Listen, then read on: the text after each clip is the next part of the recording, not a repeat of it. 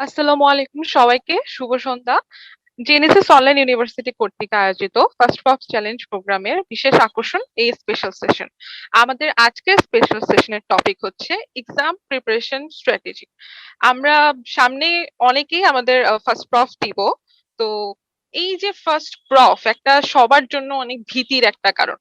প্রফই হচ্ছে একটা ভীতির কারণ। তো প্রথমবারের মতো যখন আমরা প্রফের সম্মুখীন হই, প্রথমবারের মতো যখন মেডিকেলে এসে এত বড় একটা এক্সাম দিতে হয়, তো অনেক বেশি ভীতি কাজ করে, অনেক বেশি ভয় কাজ করে। কিভাবে আমরা রিটেনে এত কিছু অ্যান্সার করব, কিভাবে আমরা ভাই এক্সটার্নালের সামনে ঠিক অ্যান্সারটা দিব, কিভাবে আমাদের প্রিপারেশন নিতে হবে, কিভাবে প্রিপারেশন নিলে এক্সামে আমার সবকিছু অন দ্য স্পট মনে পড়বে। অনেকের অনেক অনেক কোশ্চেন থাকে আর অনেক নার্ভাসনেস কাজ করে। তো এই নার্ভাসনেস এবং এই প্রিপারেশন স্ট্র্যাটেজি গুলো নিয়ে আমরা আজকে সেশনে কথা বলবো। তো আমাদের আজকের সেশনে এই সকল অবস্টেকলস, প্রিপারেশন স্ট্র্যাটেজি নিয়ে কথা বলার জন্য আছে আমাদের স্পেশাল গেস্ট, আমাদের সবার প্রিয় ফারজানা ইসলাম শায়লা আপু, আমাদের অ্যাডভাইজার অফ চিটং অ্যাডভাইজার। তো আর আমি হোস্ট হিসেবে আছি আতিকা অনন্যা। আমি আপুকে আহ, আমাদের এই প্রফ স্ট্র্যাটেজি এবং এক্সাম প্রিপারেশন নিয়ে কিছু কোশ্চেন করতে থাকবো, যেসব কোশ্চেন গুলা যারা যারা ফার্স্ট প্রফ দিবে বা যারা যারা সামনে প্রফের সম্মুখীন হবে সবারই কোশ্চেন গুলো মনের মধ্যে আসতে থাকে। আর আমরা যখন কোনো সিনিয়র থেকে এইসব অবস্টেকলস নিয়ে আগে থেকে জেনে যাব, যেহেতু আমাদের সিনিয়ররা আগেই প্রফ গুলো দিয়েছে, অনেকে অনেক ভালো রেজাল্ট করেছে, অনেকে অবস্টেকলস গুলো ফেস করেছে এবং ভালো ভাবে এই অবস্টেকলস গুলো উতরে এসেছে। তো এই অবস্টেকলস গুলো সম্পর্কে যদি আমরা আপুদের থেকে আগে থেকেই জেনে যাই, আমাদের সিনিয়রদের থেকে আগে থেকেই জেনে যাই, এবং তারা যদি আমাদেরকে শিখিয়ে দেয় কিভাবে প্রিপারেশন নিলে আমরা ঠিক মতো প্রফের সম্মুখীন হতে পারবো এবং প্রফটা ভালো মতো পাশ করে আসতে পারবো, তাহলে আমাদের সবার জন্য ভালো হয়। তো আমি আমাদের প্রিয় শায়লা আপুকে কিছু কোশ্চেন করতে থাকবো, এবং যারা যারা তোমরা প্রফ দিবা ওরা কমেন্ট সেকশনে আমাকে বিভিন্ন কোশ্চেন করতে পারো, আমি সেই কোশ্চেন গুলো শায়লা আপুকে করব এবং আমরা আজকে এই বিষয়টা নিয়ে জানবো। আচ্ছা, এখন আমি শায়লা আপুকে কিছু বলার জন্য অনুরোধ করছি। আসসালামু আলাইকুম। ধন্যবাদ আতিকা তোমাকে।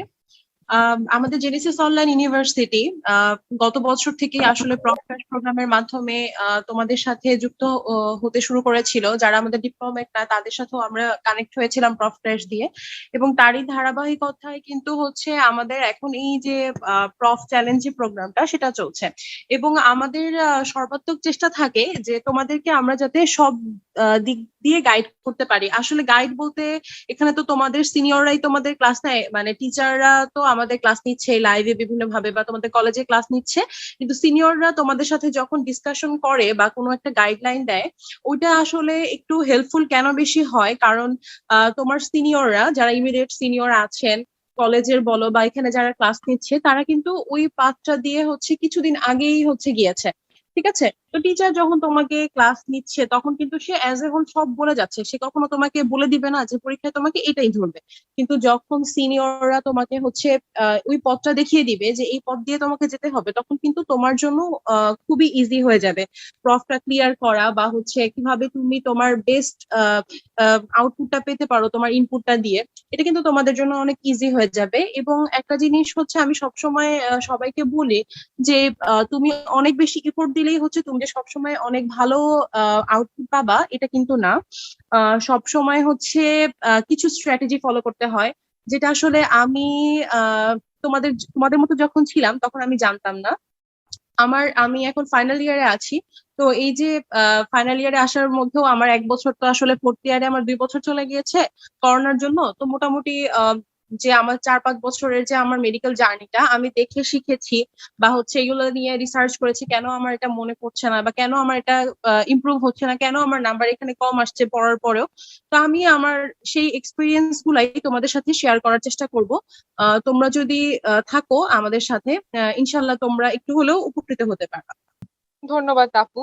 শাইলা আপুকে আমার প্রথম কোয়েশ্চেন থাকবে, সবাই সিনিয়রদের থেকে সবার আগে জানতে চাই এই ফার্স্ট প্রফ এক্সপিরিয়েন্স সম্পর্কে, মানে প্রথমবারের মতো যখন প্রফের সম্মুখীন হয়েছিলেন আপনার এক্সপিরিয়েন্স কি ছিল। আমরা একটু সংক্ষেপে এই এক্সপিরিয়েন্সটা সম্পর্কে আগে জেনে নিই, এরপর আমরা স্ট্র্যাটেজি নিয়ে কথা বলবো আপু। আচ্ছা, আমি তো ময়মনসিংহ মেডিকেল কলেজ থেকে হচ্ছে ফার্স্ট, মানে ময়মনসিংহ মেডিকেল কলেজে আছি। তো আহ, আমাদের হচ্ছে তোমরা যারা আছো এখানে এমএমসি যদি কেউ জানো, আমাদের আসলে ফার্স্ট প্রফ নিয়ে একটু ভয় কম ছিল। নর্মাল তোমাদের অনেকে আছে অনেক ভয় পাও কারণ প্রথম পরীক্ষা কেমন হবে না কি হবে এটা নিয়ে একটু টেনশনে থাকো। তো আমাদের একটু ভয় কেন কম থাকে, আমাদের হচ্ছে মহসিন খলিল স্যার ছিলেন। তো তোমরা হয়তো অনেকে নাম শুনছো, তো স্যারের হচ্ছে মানে টেন্ডেন্সি থাকতো যে স্টুডেন্টদের হচ্ছে পাশ করিয়ে দিবে, যেভাবেই হোক না কেন পাশ করিয়ে দিবে। খুব মানে একেবারেই যদি গ্রস না পারে সেক্ষেত্রে যদি হচ্ছে অন্য টিচার ফেল দেয় সেটা ছাড়া বাকি মানে কারো আসলে ফেল করার তেমন একটা ইয়া ছিল না, এই জন্য একটু ভয় কম ছিল। কিন্তু ভয় ছিল, ভয় থাকার কারণ হচ্ছে আমরা মানে গতানুগতিক যে পরীক্ষাগুলো দিই, যেমন আমরা তো পিএইচডি পাইনি, জেএসসি দিয়ে এসেছি, তারপরে হচ্ছে এসএসসি দিলাম, এইচএসসি দিলাম, 5 এর বৃত্তি পরীক্ষা দিলাম, সব পরীক্ষার আসলে প্যাটার্নটা একই রকম ছিল। কিন্তু এই ভাইবার সম্মুখীন কিন্তু আমার মনে হয় যে 90% স্টুডেন্ট এই ভাইবার সম্মুখীন হয় হচ্ছে মেডিকেলে আসার পর, যারা মেডিকেলে হচ্ছে পড়তেছো তোমরা। কারণ এই ভাইবা সিস্টেমটা কিন্তু অন্যান্য জায়গা অন্যান্য সেক্টরে এরকম না, আমাদের যেরকম, যেমন আমাদের হচ্ছে রিটেনের থেকে হচ্ছে ভাইভাটাই আমার কাছে মনে হয় যে একটু বেশি টাফ। কারণ টিচার তোমাকে হচ্ছে হঠাৎ করে প্রশ্ন হচ্ছে ঘুরিয়ে দিতে পারে, বা হচ্ছে টিচারের মাইন্ডে তখন কোন প্রশ্নটা কাজ করছে এটা তোমাকে হচ্ছে বুঝে ওইটা অ্যান্সার দিতে হয়, যে আমি টিচারকে এইদিকে নিয়ে যাব। তো এখানে প্যাটার্নটা একটু অন্যরকম, তো ভয় তো ছিলই। আরো ফার্স্ট প্রফের আরেকটা ব্যাপার হচ্ছে যেমন অন্যান্য প্রফের তুলনায়, মানে আমি তো সেকেন্ড প্রফ থার্ড প্রফ দিলাম, তো অন্যান্য প্রফের তুলনায় এখানে পরীক্ষার মানে টাইমটা লেংদি। কারণ হচ্ছে এখানে কি 6টা রিটেন থাকে এবং হচ্ছে তোমার 4টা ভাইবা থাকে। তো এখানে একটু টাইম কনজিউমিং বেশি। তো আমার ফার্স্ট প্রফের যে এক্সপিরিয়েন্স ছিল, মানে আমি যদি আমার জার্নি গুলা বলি তাহলে আসলে অনেক বিশাল হয়ে যাবে। তো আমি তোমাদের একটা ছোট মজার গল্প বলি। আমি আসলে আমার একটু ফার্স্ট প্রফের দিকে প্রথম দিকে আমার একটু এনজাইটির সমস্যা ছিল, এবং আমি হচ্ছে তখন আমাকে এনজিওলাইটিকও হচ্ছে প্রেসক্রাইব করা হয়েছিল। তো আমি হচ্ছে প্রচুর এনজাইটিতে থাকতাম যে রাতে ঘুমাই, আমি যদি 1 ঘন্টা ঘুমাই আমার হয়তো বা রিভাইজ দিতে পারবো না, তখন হচ্ছে আমার পরীক্ষা খারাপ হয়ে যাবে। বাট এটা খুবই একটা ব্যাড হ্যাবিট, কারণ তোমার ব্রেন যদি রেস্ট না পায় তোমার ব্রেন হচ্ছে প্রিভিয়াস যে তুমি স্টোরেজ গুলো দিয়েছো ওগুলো রিকল করতে পারবে না। তো আমি কি করলাম, ফিজিওলজি এক্সামের আগে রাতে সারাদিন পড়েছি, ওটা মেবি সেকেন্ড পেপার ছিল। তো আমি পরীক্ষা দিতে গিয়ে আমি রিটেন দিতে গিয়ে ঘুমিয়ে গেছি। আমি 10 মিনিট বা 7-8 মিনিট হচ্ছে প্রায় বেঞ্চের উপর ঘুমাচ্ছি, পাশ থেকে পরে আমার রোলমেট যে সে আমাকে স্কেল দিয়ে খোঁচা দিচ্ছে যে ওঠো ওঠো, পরীক্ষা তোমার কি লেখা শেষ করতে হবে না, মানে এরকম। ঠিক আছে, তো এরকম মজার এক্সপিরিয়েন্সও আছে। আবার হচ্ছে ভাইবা দিতে যাওয়ার আগে হচ্ছে অনেক টেনশন করে, আমার অনেক ফ্রেন্ডকে দেখেছি যে বমি করে ফেলেছে ভাইবা দিতে যাওয়ার আগে টেনশনে, মাইগ্রেন টেনশন উঠে একেবারে খারাপ অবস্থা, আমার প্রচুর হচ্ছে হাত ঘামতো। কিন্তু টু বি অনেস্ট মানে আমি আমাদের ইন্টারনাল বলো আর এক্সটার্নাল বলো, এ পর্যন্ত এমন কোন এক্সটার্নাল ফেস করিনি যে তোমার সাথে খুবই খারাপ বিহেভ করবে, তুমি পারো না বা হচ্ছে তুমি কেন পারছো না, মানে ডিরেক্ট তোমাকে ইনসাল্ট করবে, আমি ফেস করিনি এ পর্যন্ত। এবং ইন্টারনাল যারা হচ্ছে তোমার নর্মালি আমাদের যখন আমাদের টার্ম কার্ড চলে তখন যারা একটু পড়া থাকে বা হয়তো বা কিছু না পারলে ফেল দিয়ে দিচ্ছে, তারাও অনেক সোভার হয়ে যায়, মানে অনেক বেশি হেল্পফুল হয়ে যায় প্রফের সময়। মানে প্রফের সময় এক একজন ইন্টারনাল মনে হয় যে এক একজন ফাদার ফিগার বা মাদার ফিগার হয়ে যায় আমাদের জন্য, মানে তারা সর্বাত্মক চেষ্টা করে আমাদের হেল্প করার জন্য। তো মোটামুটি আমার হচ্ছে ফার্স্ট প্রফে খুব একটা বেশি আমার কাছে খুব মানে টেনশন বা হচ্ছে খুব বেশি এরকম হয় নাই। তবে হচ্ছে আমি হচ্ছে আমার থর্ড ব্লক হয়ে গিয়েছিল একটা পরীক্ষায় বায়োকেমিস্ট্রি সেকেন্ড বোর্ডে। তো ওখানে গিয়ে আমি হচ্ছে তোমাদের পিইএম যেটা প্রোটিন এনার্জি ম্যালনিউট্রিশন, আমাকে যখন আমি সবকিছু বলছি আমাকে জিজ্ঞেস করা হচ্ছে পিইএম এর হচ্ছে ফুল ফর্ম কি। তা আমার আর মনে পড়ছেই না, মানে এটা আমার কোনোভাবেই, আমি 2 মিনিট বসে আছি চুপ করে, আমার কোনোভাবেই এটা আমার মনে মানে পড়েই নাই। অথচ এই টপিকটা সব থেকে বেশি হচ্ছে ইম্পর্টেন্ট, মানে হচ্ছে প্রফের জন্য। আমি কিন্তু পড়েছি অনেক অনেকবার রিভাইজ দিচ্ছি, কিন্তু হচ্ছে থট ব্লক হয়ে যায়, এটা টেনশনের জন্য থট ব্লক হয়ে যায়। এটা কমন, এটা অনেকেরই হয়।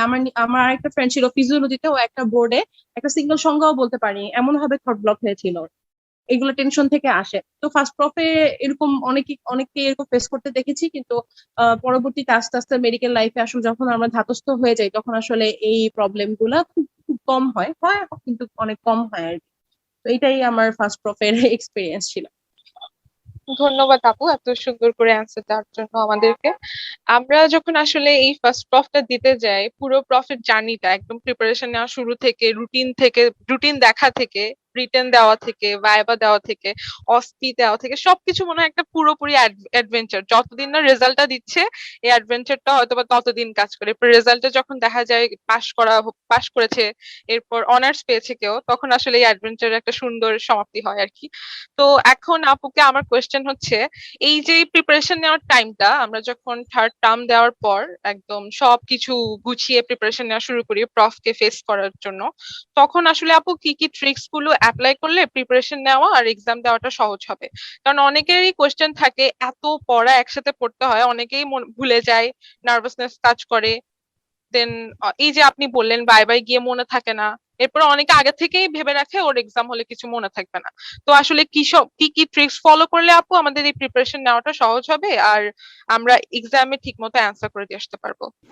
আচ্ছা, ঠিক আছে। এইটা আসলে আতিকা তুমি অনেক সুন্দর একটা প্রশ্ন করেছো। আর আমার মনে হয় আমাদের মেডিকেল স্টুডেন্ট যারা আছে তাদের 90%-এরই আসলে সেম প্রবলেম, যে পড়ি কিন্তু মনে থাকে না, বা মনে থাকলে ওইটা অ্যাপ্লাই করতে পারি না। এটা আসলে এখনো মানে আমার এখনো হয়, আমি ফাইনাল ইয়ারে উঠে গিয়েছি, আমার এখনো হয়। তবে আমি আমার এক্সপিরিয়েন্স থেকে তোমাদের হচ্ছে আমি কয়েকটা মেথড বলবো, যে মেথডে যদি তোমরা পড়াশোনা করো তাহলে তোমার স্কিল ইমপ্রুভ হবে, তোমার হচ্ছে মনে রাখার ক্ষমতা বাড়বে, তোমার টাইমটা অনেক শর্টেন হয়ে আসবে। মানে যে টাইমে তোমার ফ্রেন্ড হয়তো বা একবার রিভাইজ দিচ্ছে, তোমার 2-3 বার রিভাইজ দেওয়া হয়ে যাবে। এগুলো আমার আসলে আমি অনেক রিসার্চ করেছি, আমার প্রবলেম গুলো আমি সলভ করার চেষ্টা করেছি, বা আমার কিছু ফ্রেন্ড দেখেছি তারা কেন হচ্ছে আমার থেকে আর্লি রিভাইজ দিতে পারছে। তো আমি সব মিলিয়ে আমি আসলে আমার নিজেকে এগুলো গ্যাদার করতে হয়তো বা থার্ড প্রফ চলে আসছে। এমন না তোমাদের আগে মানে তোমরা যখন জানছো এই বিষয়গুলো, আমি আসলে তখন জানতাম না। তো আমি তোমাদেরকে বলবো, তোমাদের প্রফ তো আসলে এখনো ডেট দেয়নি। তো আমার ফার্স্ট প্রফের রেজাল্ট দিল ঢাকা বোর্ডে কিছুদিন আগে। তো তোমাদের হয়তো বা এই ফার্স্ট প্রফে যখন সাপ্লি হবে, ওই সাপ্লির সাথে হতে পারে, অথবা হচ্ছে সাপ্লিটা হয়তো বা আগে হবে তারপরে হচ্ছে তোমাদের প্রফ হবে। তো তোমরা আসলে এখনো আমার মনে হয় তোমরা হচ্ছে 2 মাসের বেশি টাইম পাবে আমার মনে হয়, আমি এখনো শিওর না। তো তুমি একটা হচ্ছে আমি বলবো একটা রুটিন ওয়াইজ পড়াশোনা করতে। একটা তোমার যদি একটা গোল থাকে তাহলে হচ্ছে তুমি সেই গোলটা হচ্ছে ফুলফিল করতে পারবা। আরেকটা জিনিস কি জানো, মানে হচ্ছে তুমি যত বেশি রিভাইজ দিবা তোমার রিকল করার ক্ষমতা তত বাড়বে। ঠিক আছে, এইটা হচ্ছে একটা চিরন্তন সত্য। মানে তুমি যত বেশি রিভাইজ দিবা, আমার ক্ষেত্রে কি হতো আমি তোমাদের বলি যে আমি হচ্ছে একটা জিনিস মনে করো, আমি হচ্ছে কোন একটা টপিক পড়ছি অ্যানাটমিতে, ধরো মাসেলের নামগুলো পড়ছি, আমি হচ্ছে ততক্ষণ পর্যন্ত মানে একটা প্রশ্ন নিয়ে দেখা যাচ্ছে আধা ঘন্টা পড়ছি, মানে এত ভালোভাবে পড়ার চেষ্টা করতেছি যে হচ্ছে ওইটা একেবারে আমার মাথার মধ্যে চলে যায়, কিন্তু আমি কিন্তু ওখানে আধা ঘন্টা টাইম নষ্ট করে ফেলেছি। কিন্তু তখন তুমি যদি এভাবে পড়তে যাও, তোমার হচ্ছে একবার শেষ করতেই অনেক বেশি টাইম চলে যাবে, তখন কিন্তু হচ্ছে তুমি আবার একটা রিভাইসে চলে আসতে পারবা না। তো আমি তোমাদের হচ্ছে একটা সাবজেক্ট শেষ করার বা হচ্ছে রিভাইজ দেওয়ার কয়েকটা স্টেপের কথা বলবো। ফার্স্টে হচ্ছে স্টেপ নাম্বার 1। এটা হচ্ছে যে কোনো সাবজেক্টের ক্ষেত্রে, ফিজিওলজি বলো বা অ্যানাটমি বলো বা বায়োকেমিস্ট্রি বলো, এটা সবকিছুর ক্ষেত্রে প্রথমে হচ্ছে তোমার ওই সাবজেক্টের বেসিক কনসেপ্টটা বুঝতে হবে। ঠিক আছে, এখন হচ্ছে তুমি মনে করো তুমি হচ্ছে ফিজিওলজির কোন একটা হচ্ছে টপিক পড়ছো, তো যে কোনো টপিক পড়ার আগে আমার বুঝতে হবে যে আমার ওই টপিকের হচ্ছে বেসিক কনসেপ্টটা কি, আমাকে হচ্ছে কি বোঝাতে চাচ্ছে। ঠিক আছে, তো এখন কিন্তু তোমাদের অনেকটা টাইম চলে গিয়েছে। তোমরা যে আমি সবসময় সবাইকে সাজেস্ট করি মেইন বই পড়ার জন্য, কারণ হচ্ছে মেইন বই হচ্ছে গোল্ড স্ট্যান্ডার্ড, আর গাইড গুলা হচ্ছে তোমার সহায়ক। মেইন বই পড়লে মানে হচ্ছে তোমার কনসেপ্টটা ক্লিয়ার হবে, তুমি জিনিসটা হচ্ছে বুঝতে পারবা এবং পরবর্তীতে ওইটা অ্যাপ্লাই করতে পারবা। কিন্তু গাইডটা কি করা হয়, মানে মেইন বইয়ের যে ইম্পর্টেন্ট টপিক গুলা বা পয়েন্ট গুলা ওইটাকে সামারাইজ করে নিয়ে আসা হয়, সেক্ষেত্রে আমরা সামারাইজটা মুখস্থ করি। ঠিক আছে, এবং মুখস্থ নলেজ কিন্তু আমাদের ব্রেন খুব বেশি দিন রাখতে পারে না, কারণ যখনই তুমি নতুন কিছু ইনপুট দিবা তখন আগের জিনিসগুলো ইরেজ হয়ে যায় আমাদের, কারণ যেহেতু আমাদের একটা চর্চা থাকে না, এই জন্য হচ্ছে ইরেজ হয়ে যায়। তো তোমরা এখনো চেষ্টা করবা যেগুলো খুবই ইম্পর্টেন্ট, এখন তোমাদের পুরো মেইন বই পড়ার হচ্ছে আসলে সময় নাই। এখন মনে করো তুমি হচ্ছে ফিজিওলজির খুব একটা ইম্পর্টেন্ট টপিক পড়ছো, তো ওই টপিকটা পড়ার সময় তোমরা হচ্ছে ওই গাইডে কিন্তু লেখা থাকে যে এটা হচ্ছে এই মেইন বইয়ের হচ্ছে এই এত নাম্বার পেজ থেকে নেওয়া হয়েছে। তো তো তোমার যদি টাইম থাকে তুমি হচ্ছে একটু উল্টায় দেখে আসলা যে হচ্ছে ঠিক আছে কিনা বা কি কি নেওয়া হয়েছে ওখান থেকে। কারণ অনেক সময় কি দেখা যায় যে হচ্ছে প্রফের টেবিলে স্যার কিন্তু তোমাকে জিজ্ঞেস করবে তুমি কোন বই থেকে পড়েছো এই সংজ্ঞাটা, বা কোন এই যে উত্তরটা দিলা এটা হচ্ছে কোথা থেকে পড়েছো।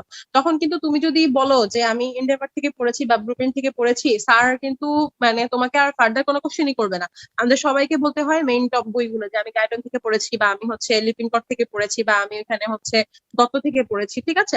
তো যেহেতু তুমি ওখান থেকে পড়েছো রেফারেন্স দিবা, এখন যেহেতু তোমার টাইম নাই যে তুমি আবার পুরাটা হচ্ছে পড়বা গাইডন লিপিনকট, তুমি জাস্ট একটু হচ্ছে ওই যে টপিকটা পড়তেছো ওইটা একবার হচ্ছে চোখ বুলাই গেলা, ঠিক আছে। এখনকার জন্য আমি এটা বলছি। এরপরে হচ্ছে তোমাকে ফুল কনসেপ্টটা বুঝতে হবে। প্রথমে যে টপিকটাই পড়ছো, মনে করো তুমি কিউবিটাল ফসা পড়ছো, ঠিক আছে। তো আমার বুঝতে হবে কিউবিটাল ফসা জিনিসটা কি, এখানে বাউন্ডারিতে কি কি আছে, কন্টেন্টটা আছে, এটা এটা ঠিক আছে, কনসেপ্টটা বুঝে যাও। এভাবে ফুল বইয়ের প্রথমে তুমি কনসেপ্টটা বুঝে যাও। এটার জন্য তুমি 1 সপ্তাহ টাইম রাখতে পারো যে আমি হচ্ছে শুধুমাত্র কনসেপ্ট গুলো বুঝে বুঝে যাবো। এতে তোমার কি হবে, মনে করো হচ্ছে পরীক্ষার হলে আমাদের কিন্তু সবকিছু মনে পড়ে না, দেখবা তুমি আগের দিন পড়ে গেছো তারপরেও তোমার অনেক জিনিস হচ্ছে মনে পড়তেছে না। কারণ হচ্ছে আমরা অনেক সময় হচ্ছে কনসেপ্টটা মানে হচ্ছে ভালো করে ক্লিয়ার না করে আমরা হচ্ছে সবকিছু একদম হচ্ছে গলদঘরণ করে চলে যাই, যে যাওয়ার পরে আমরা ওটা ঢেলে দিব, কিন্তু এরকম মনে থাকে না। এই জন্য তুমি যদি প্রথম দিকে একটু ঠান্ডা মাথায় কনসেপ্টটা ক্লিয়ার করো, তোমার যদি কোশ্চেন কমনও না পড়ে, মনে করো যে ওইটা আমি হচ্ছে রিসেন্ট রিভাইজ দিয়ে আসি নাই বা রিসেন্ট 1 সপ্তাহ পড়ি নাই, সেই আগে পড়ছিলাম, তুমি ওটা লিখে আসতে পারবা, ওই কোশ্চেন তোমাকে ছেড়ে আসতে হবে না, ঠিক আছে। এই জন্য আমাদের কনসেপ্টটা ক্লিয়ার করা খুবই ইম্পর্টেন্ট, এবং এটার জন্য তুমি হাইয়েস্ট 1 সপ্তাহ সময় রাখতে পারবা, ঠিক আছে। এরপরে হচ্ছে তোমরা কি করবা, কনসেপ্টটা ক্লিয়ার করার পর তোমরা সেকেন্ড উইকে চলে যাও। সেকেন্ড উইকে তোমরা কি করবা, এখানে হচ্ছে তুমি ওই যে টপিক গুলো হচ্ছে পড়ছো, ওই টপিক গুলোর থেকে ইম্পর্টেন্ট কি কি ডায়াগ্রাম আছে, বা আমার যদি অ্যানাটমি হয় অবশ্যই ছবি আঁকতে হবে, বা হচ্ছে ফিজিওলজি হয় তাহলে ফিজিওলজিতে অনেক বেশি ডায়াগ্রাম লিখতে হয়, তাই না। তো এই জিনিসগুলো হচ্ছে একটু মার্ক করবা, আর হচ্ছে ওইভাবে হচ্ছে পড়ার চেষ্টা করবা। আমি তোমাদের হচ্ছে কিছু মেথডের কথা বলবো যেভাবে পড়লে হচ্ছে তোমাদের হচ্ছে অনেক ইজি হয়ে যাবে। তো আমি তোমাদের হচ্ছে 2টা মেথডের কথা বলবো, যে মেথড ফলো করলে তোমাদের ইনশাল্লাহ হচ্ছে রিভাইজটা অনেক দ্রুততর হবে এবং হচ্ছে তোমরা পরীক্ষায় ইজিলি হচ্ছে রিকল করতে পারবা। প্রথমটা হচ্ছে ফাইনম্যান মেথড। ফাইনম্যান মেথডটা হচ্ছে আসলে একজন সায়েন্টিস্টের নাম অনুযায়ী নেওয়া, ওনার নাম ছিল ফাইনম্যান। তো আমরা যে হচ্ছে এই যে ডেমো দেই, ডেমো কথাটার সাথে তোমরা হয়তো অনেকেই পরিচিত। আসলে তোমরা তো মেডিকেল লাইফের যে টেস্টটা ওইটাই হচ্ছে পাও না, কারণ তোমাদের হয়তো কয়েকটা কার্ড হওয়ার পরেই তোমাদের হচ্ছে ছুটি হয়ে গেল মেডিকেল। তারপরেও হচ্ছে তোমরা হয়তো শুনেছো যাওয়ার আগে আমরা হচ্ছে সিনিয়রদের কাছ থেকে হচ্ছে ডেমো নেই, তো এইটাই আসলে দিচ্ছ। তখন তুমি প্রথমে হ্যাঁ কিউবিটাল ফসা হচ্ছে এইটা, একটা বাউন্ডারি, এটা কন্টেন্ট, এটা এভাবে পড়া শুরু করবা না। তুমি হচ্ছে তখন মনে করো তুমি তোমার এখন তো তোমার বাসায় তোমার কাছে ফ্রেন্ডের সাথে ডিসকাশন করার মানে সুযোগ কম। তো মনে করো তুমি তোমার সামনে একটা কি আছে, মোবাইল চার্জার, মোবাইল গ্লাস, মনে করো সেই তোমার ফ্রেন্ড, তুমি তাকে হচ্ছে পড়াটা দাও, মানে তুমি রিকল করার চেষ্টা করো যে হ্যাঁ আমি কিউবেটাল ফসা থেকে কি কি পড়েছিলাম। তখন দেখবা যে হচ্ছে তোমার হয়তো বা 50% জিনিসই মনে আছে, 50% জিনিস হচ্ছে মনে নাই। তো ওই 50% জিনিস তুমি দেখো। কিন্তু তুমি যদি হচ্ছে বই উল্টায় আবার পুরো কিউবেটাল ফসা পড়তা সেকেন্ড টাইম রিভাইজের সময়, তখন কি হইতো, তোমার হচ্ছে টাইমটা ওয়েস্ট হইতো। কারণ তুমি কিন্তু সবকিছু ভুলে যাবা না যখন তুমি কনসেপ্ট ক্লিয়ার করে ফেলবা প্রথমবার পড়ার সময়। এটা ফলো করবা। আরেকটা জিনিস আমরা ছোটবেলায় হচ্ছে অনেক করতাম, বড় হওয়ার সাথে সাথে কেন যেন আমরা ছোটবেলার জিনিসগুলা আহ ছেড়ে চলে আসি। যেমন ছোটবেলায় আমি অনেক সময় হচ্ছে এভাবে পড়তাম যে বইয়ের মধ্যে আঙুল দিয়ে দিয়ে পড়তাম। তোমরা কি পড়তা কিনা আমি জানি না, কিন্তু ছোটবেলায় এটা আমার অভ্যাস ছিল। আমি হচ্ছে যে পেজই পড়তাম মানে যে লাইন পড়তাম আমার হচ্ছে ইন্ডেক্স দিয়ে, মানে হচ্ছে ওই আমার ইন্ডেক্সও চলতো সাথে সাথে আমার পড়াও চলতো, ঠিক আছে, এরকম পড়তাম। তো এইভাবে পড়লে পড়াটার কিন্তু স্পিড বাড়ে। কেন বাড়ে আমি তোমাদের বলি। যখন হচ্ছে তুমি কোনো একটা লাইন পড়বা তখন লাইনের মধ্যে কিন্তু ইম্পর্টেন্ট মানে ওয়ার্ডের থেকে আননেসেসারি ওয়ার্ড বেশি থাকে, সবকিছু কিন্তু তোমার দরকার নেই। তো তুমি যখন তোমার ইন্ডেক্স দিয়ে হচ্ছে এটা মার্ক করবা, বা যে কোনো পেন দিয়ে তুমি হচ্ছে মার্ক করো না কেন, মানে পেনও চলবে বা ইন্ডেক্সও চলবে, সাথে তোমার হচ্ছে পড়াটাও চলবে, তখন আননেসেসারি ওয়ার্ড গুলো তোমার ব্রেন অলরেডি হচ্ছে বাদ দিয়ে দিবে। তখন তোমার চোখ পড়বে হচ্ছে মেইনলি ইম্পর্টেন্ট ওয়ার্ড গুলোর উপর যেটা তোমার দরকার আছে। এই জন্য তোমার রিভাইজটা হচ্ছে ফাস্ট হয়ে যাবে। কিন্তু হচ্ছে তুমি যদি কোনো কিছু না দিয়ে শুধু পড়তে থাকো চোখ দিয়ে, তখন তোমার চোখ হচ্ছে each and every word catch করবে, তখন হচ্ছে তোমার রিভাইজ দিতে কিন্তু টাইম বেশি লাগবে। এবং এটা 100% পরীক্ষিত, আমি এই থার্ড প্রফে এটা ফলো করেছি এটা জানার পর, ঠিক আছে। আরেকটা জিনিস তোমাদের আমি বলবো, এটাকে হচ্ছে বলা হয় যে zero note method. Zero note মেথডটা কি আমি তোমাদের এটা যদি একটু বুঝাই বলি, যে মনে করো তুমি একটা টপিক পড়েছো, টপিক পর ফিজিওলজি বা বায়োকেমিস্ট্রি একটা টপিক পড়েছো। তো টপিক পড়ার পরে আমরা হচ্ছে কি করি, হয়তো বা আমরা একটা নোট বানাই ওইটার, অথবা অনেকের অভ্যাস আছে যে হচ্ছে আমরা নোট করে পড়ে, অথবা হচ্ছে লেকচার গুলা সব হচ্ছে নোট ডাউন করে এবং হচ্ছে রিভাইজ দেওয়ার সময় ওইটাই হচ্ছে রিভাইজ দেয়। ঠিক আছে। তো এটা করলে কি হয়, আমরা যেহেতু ভাইবা দিব, আমরা হচ্ছে মেডিকেল সিস্টেমটা পুরোটাই ভাইবা বেসড। তো এখানে আসলে ওইটা আমাদের জন্য খুব বেশি একটা ফলপ্রসূ হয় না। তো তুমি কি করবা, মনে করো তুমি হচ্ছে ফোরাম চ্যাপ্টার পড়ছো বা ইনফিরিয়র মানে হচ্ছে এক্সট্রিমিটি পড়ছো। তো পড়ার সময় তুমি যে টপিকটা পড়বা ওই চ্যাপ্টার থেকে তুমি নিজে কিছু প্রশ্ন হচ্ছে বানায় রাখবা। ঠিক আছে। বানায় কোথায় রাখবা, মনে করো তুমি হচ্ছে একটা প্যাড নিতে পারো, যে আমার এই চ্যাপ্টার প্যাডের হচ্ছে তুমি ওগুলো নোট ডাউন করতে পারো, তোমার মতো করে কিছু প্রশ্ন, নট গাইডের প্রশ্ন, তোমার মতো করে কিছু প্রশ্ন বানাবা, লিখে রাখবা পড়ার সময়। ওইটা ছোট প্রশ্ন হতে পারে, বড় প্রশ্ন হতে পারে।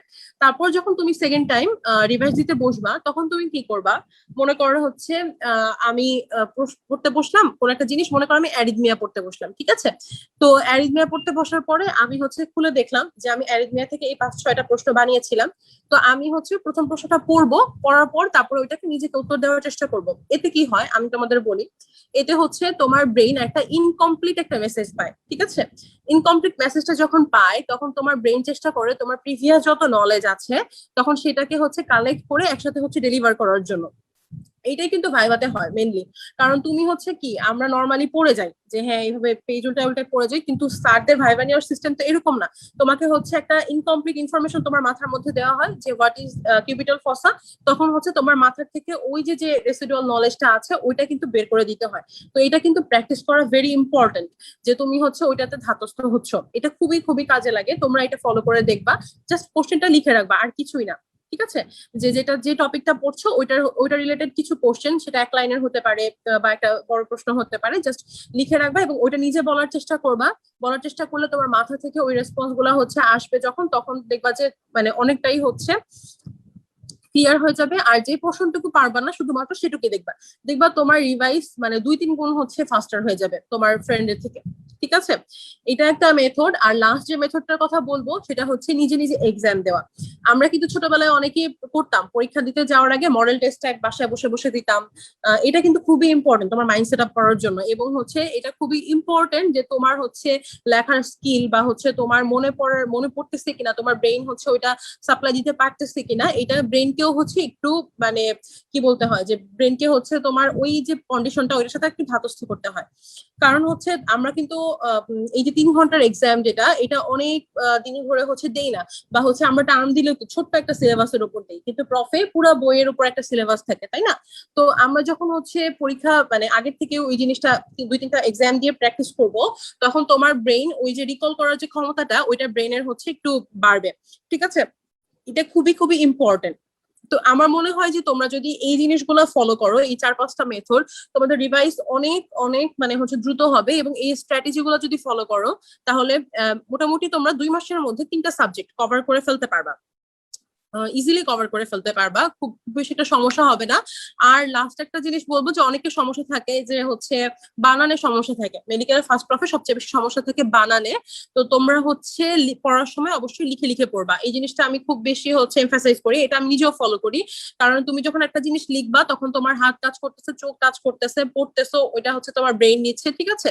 তো ওইটা কিন্তু অনেক বেশি হচ্ছে দীর্ঘস্থায়ী হয়। এই জন্য হচ্ছে একটু তোমাকে বলে নাই যে একেবারে নোট আকারে লিখতে হবে, তুমি জাস্ট পড়তেছো, এখানে ওইখানে একটা ইম্পর্টেন্ট ওয়ার্ড আছে, ওইটা হচ্ছে একটু খাতার মধ্যে আনমনেই হচ্ছে একটু লিখে ফেললা, মানে তখন হচ্ছে কি হয় ওই জিনিসটা রিকল করতে সুবিধা হয়, তোমার ব্রেন ওইটা হচ্ছে দীর্ঘদিন মনে রাখে, এবং হচ্ছে তোমার পরীক্ষাতেও ওইটা সাপ্লাই করতে ইজি হয়ে যায়। তো আমি আশা করি এই 4-5টা মেথড যদি মনে রাখো, ইনশাল্লাহ তোমাদের রিভাইজ অনেক দ্রুত হয়ে যাবে এবং প্রফের জন্য ভালো একটা প্রিপারেশন নিতে পারবা। ধন্যবাদ আপু, এত সুন্দর করে আমাদের সবাইকে এত উপদেশ দেওয়ার জন্য। আশা করি সবাই উপদেশগুলো ফলো করবে আর ভালো মতো একটা প্রিপারেশন নিতে পারবে। এখন এখানে চ্যাটের মধ্যে আমরা দেখতে পাচ্ছি সবাই বারবার কোশ্চেন করছে, অনেক বড় সিলেবাস, কিভাবে এত কিছু শেষ করব, আমার বেসিক তো এখনো ক্লিয়ার না। এরপর নার্ভাসনেস এর কথা অনেকে বলেছে। এরপর মনে থাকে না, এটা নিয়ে অনেকবার করে অনেকে লিখেছে।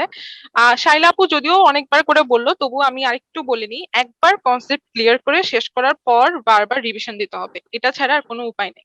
যত বেশি রিভিশন দেওয়া যাবে, শাইলা আপু বললো লিখে লিখে পড়ার কথা, বুঝে বুঝে পড়ার কথা, এই তো যতবার রিভিশন দিবা ততবারই আস্তে আস্তে টাইমটা কমতে থাকবে। ফার্স্ট বার রিভিশন দিতে তো একটু টাইম লাগবেই, সেকেন্ড বার রিভিশন দিতে আরেকটু কম টাইম লাগবে। তো এভাবে করে রিভিশন দিতে থাকলে আস্তে আস্তে নার্ভাসনেসও কেটে যাবে, সাথে প্রিপারেশনটাও অনেক স্ট্রং হবে। তো এখন আপুর কাছে আমার আরেকটা কোশ্চেন থাকবে, যারা এখন 19-20 সেশনে রয়েছে, আপনি তো বললেনই ওরা বেশি দিন ক্লাস করতে পারেনি বা এরকম, আমরা যেরকম আইটেমে ভাইবা দিয়েছি সামনাসামনি, টার্মে ভাইবা দিয়েছি, ওরা এরকম ভাইবাটা দেয় নাই। তো ওদের জন্য কি কথা, মানে এই যে ভাইবা যখন ওরা একদম প্রফে দিতে বসবে, ওদের কনফিডেন্সের ব্যাপার বা নার্ভাসনেসের ব্যাপারে আপু যদি কিছু উপদেশ দিতেন ওদের, যেহেতু ব্যাপারটা নিয়ে বারবার কোশ্চেন আসছে।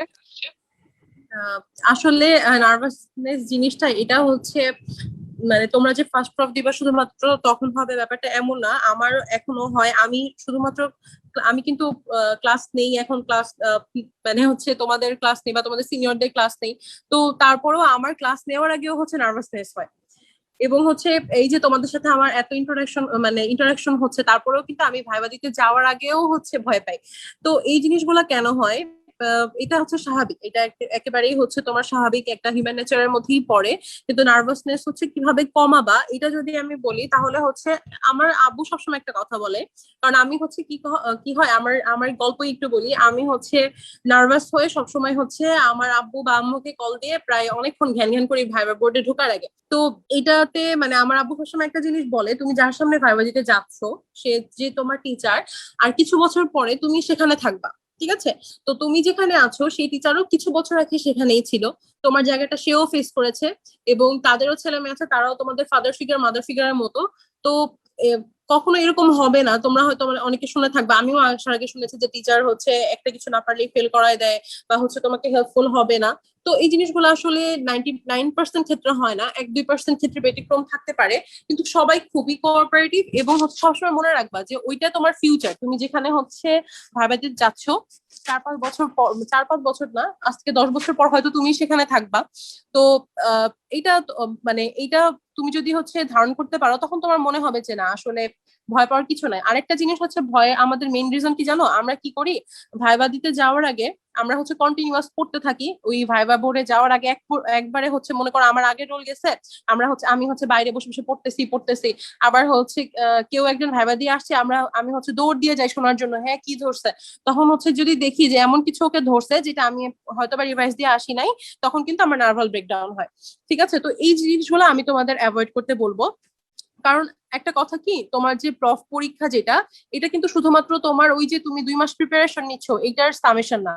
তোমার প্রফ পরীক্ষাটা হচ্ছে এই যে তুমি পুরা 1.5 বছর যে টপিক গুলা পড়ছো, 1.5 বছর ধরে তোমার ব্রেনে যেটা ইনপুট দিছো, সেটার একটা সামেশন হবে তোমার প্রফ এক্সামে। কারণ টিচাররা যখন প্রশ্ন করবে তখন দেখবা যে অনেক কিছুই স্যারদের হচ্ছে আগের তোমাদের হচ্ছে লেকচারে পড়িয়েছে, সেটা থেকে জিজ্ঞেস করবে। তারপরে হচ্ছে তোমার রেসিডুয়াল নলেজ, অনেক সময় এইচএসসি তে তোমরা পড়ছো তখন থেকেও হচ্ছে কিছু টপিক চলে আসবে, কারণ ওগুলা সারা ধরেই না, ওগুলা তোমাদের হচ্ছে বেসিক। ঠিক আছে? তো সবকিছুর একটা সামেশন।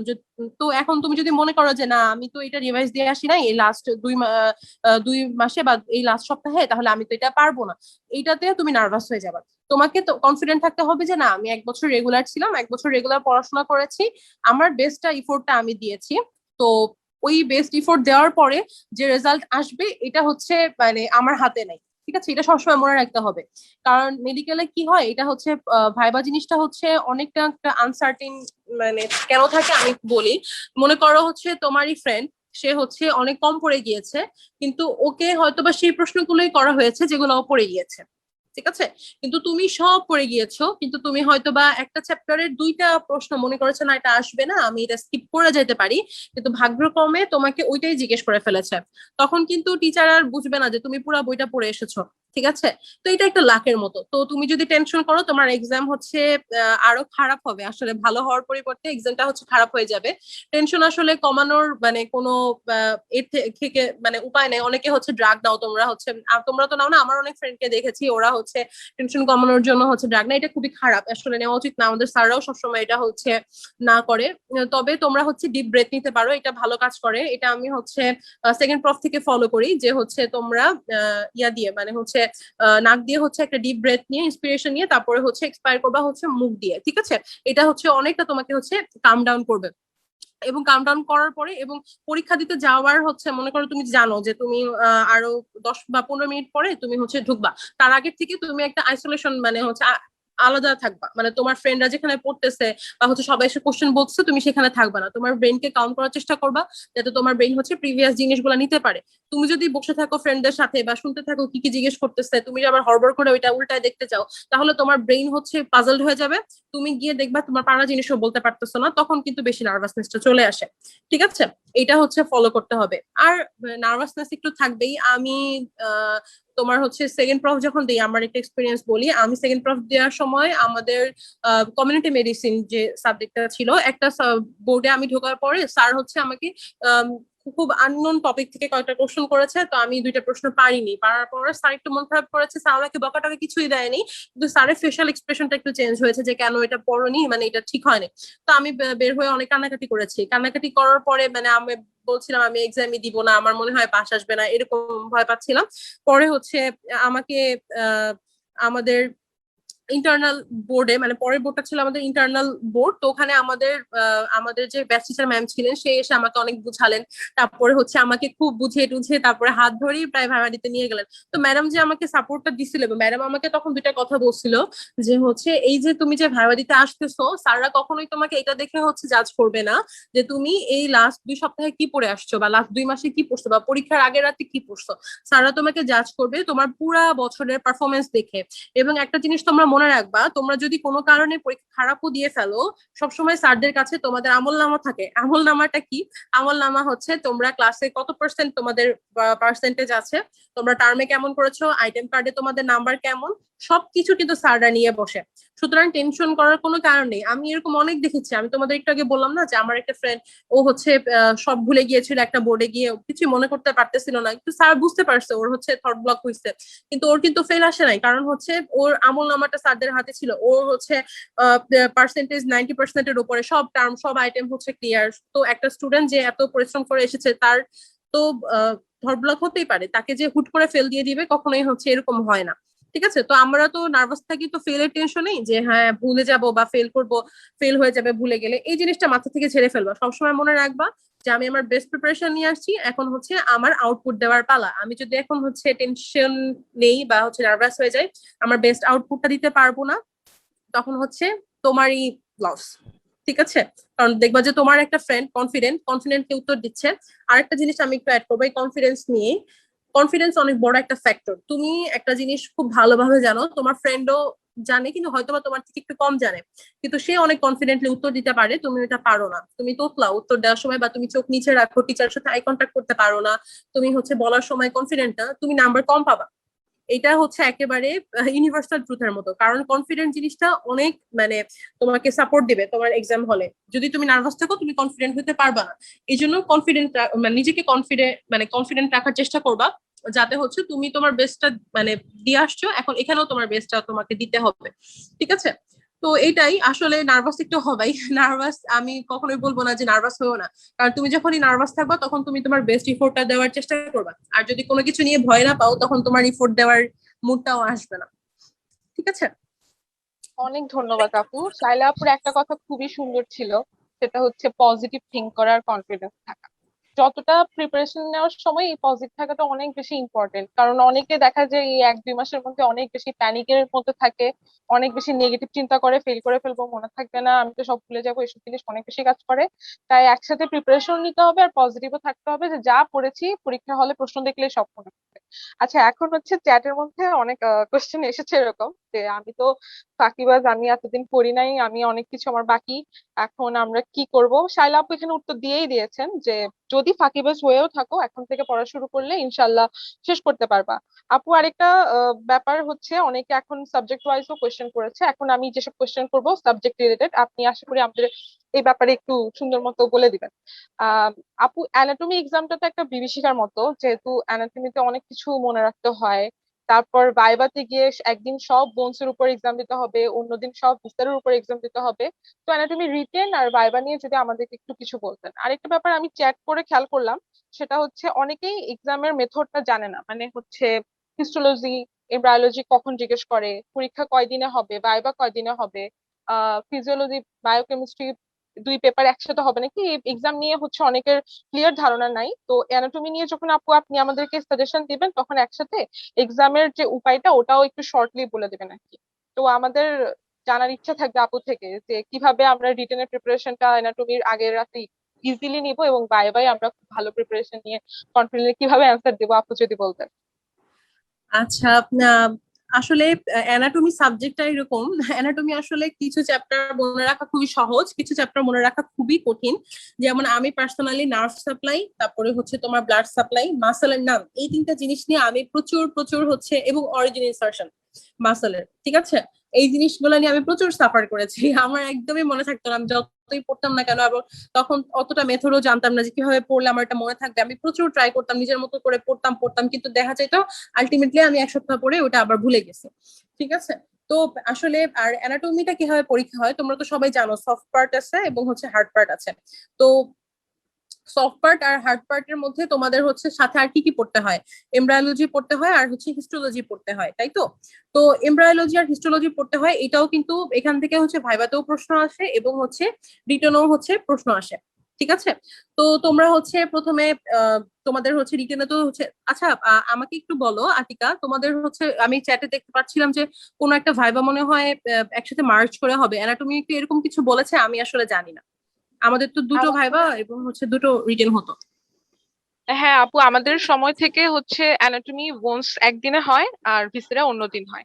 তো বোনস এর সাথেই আসলে হিস্টোলজি কোয়েশ্চেন গুলা করে, বোনস রিলেটেড হিস্টোলজি কোয়েশ্চেন গুলাই বেশি করে। আর ভিসেরার সাথে হচ্ছে যেসব কোয়েশ্চেন ভিসেরা রিলেটেড থাকে, হ্যাঁ, মানে এমব্রায়োলজি, ডেভেলপমেন্ট, হ্যাঁ হ্যাঁ হ্যাঁ হ্যাঁ। হ্যাঁ ওই রকম কোয়েশ্চেন গুলা করে। আর কোয়েশ্চেন করতে করতে যদি কোনো এমব্রায়োলজির টপিক চলে আসে বা মাঝে মধ্যে ডেফিনেশন জিজ্ঞেস করে, ফার্টিলাইজেশন ইমপ্লিমেন্টেশন এসব হ্যাঁ, আমাদেরও ডেফিনেশন এটাই মাঝে মধ্যে হয়েছে। জিজ্ঞেস করে। হ্যাঁ, আমাদেরও এরকমই আছে, কিন্তু আমি হচ্ছে চ্যাট বক্সে দেখলাম তোমরা বলছিলে যে বায়োকেমিস্ট্রি ফিজিও ভাবে একদিনে হবে, এই জন্য ভাবলাম অ্যানাটমিটাও চেঞ্জ করেছি কিনা, যে হার্ড পার্ট সফট পার্ট না একদিনে আপু, হবে কিনা। অ্যানাটমি এখনো হার্ড পার্ট সফট পার্ট একদিনে হয় না সাধারণত। আচ্ছা ঠিক আছে, তাহলে তো আমাদের মতোই আছে। তো অ্যানাটমিতে হচ্ছে ভাইভাটা কেমন, যে হার্ড পার্টের সাথে হচ্ছে মেইনলি হিস্টোলজি, যেটাকে আমরা বলি লাকি স্লাইড। তোমরা হয়তো অনেকে শুনেছো, লাকি স্লাইডটা আসলেই একটা লাক। এটা আমি তোমাদের বলবো লাকি স্লাইডে কি থাকে, যে তোমাদের এটা অবশ্যই তোমাদের মেডিকেলের কি কি স্লাইড আছে এটা তোমরা ফলো করবা, কারণ একটা মেডিকেলে কিন্তু সবগুলো স্লাইড থাকে না। আচ্ছা, আমাকে কেউ একজন রেসপন্স করে বলো যে তোমরা কি আসলে স্লাইড দেখেছো এ পর্যন্ত কখনো? তোমরা তো আসলে কতটুকুই বা ক্লাস করেছো, স্লাইড কি দেখেছো কেউ সামনে? দেখোনি? ক্লাস কি জি আপু হয়েছে? দেখেছি। জি আপু দেখেছি। আচ্ছা, তার মানে বেশিরভাগই হয়তোবা দেখোনি।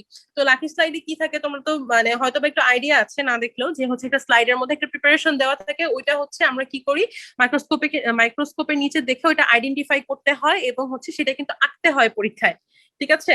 তো এই পার্টটা কিন্তু খুবই টাফ, একে তো হচ্ছে আইডেন্টিফাই করা, তারপরে হচ্ছে ওইটা আঁকা, দুইটাই অনেক টাফ। এটা কিন্তু থাকে হচ্ছে হার্ড পার্টের সাথে।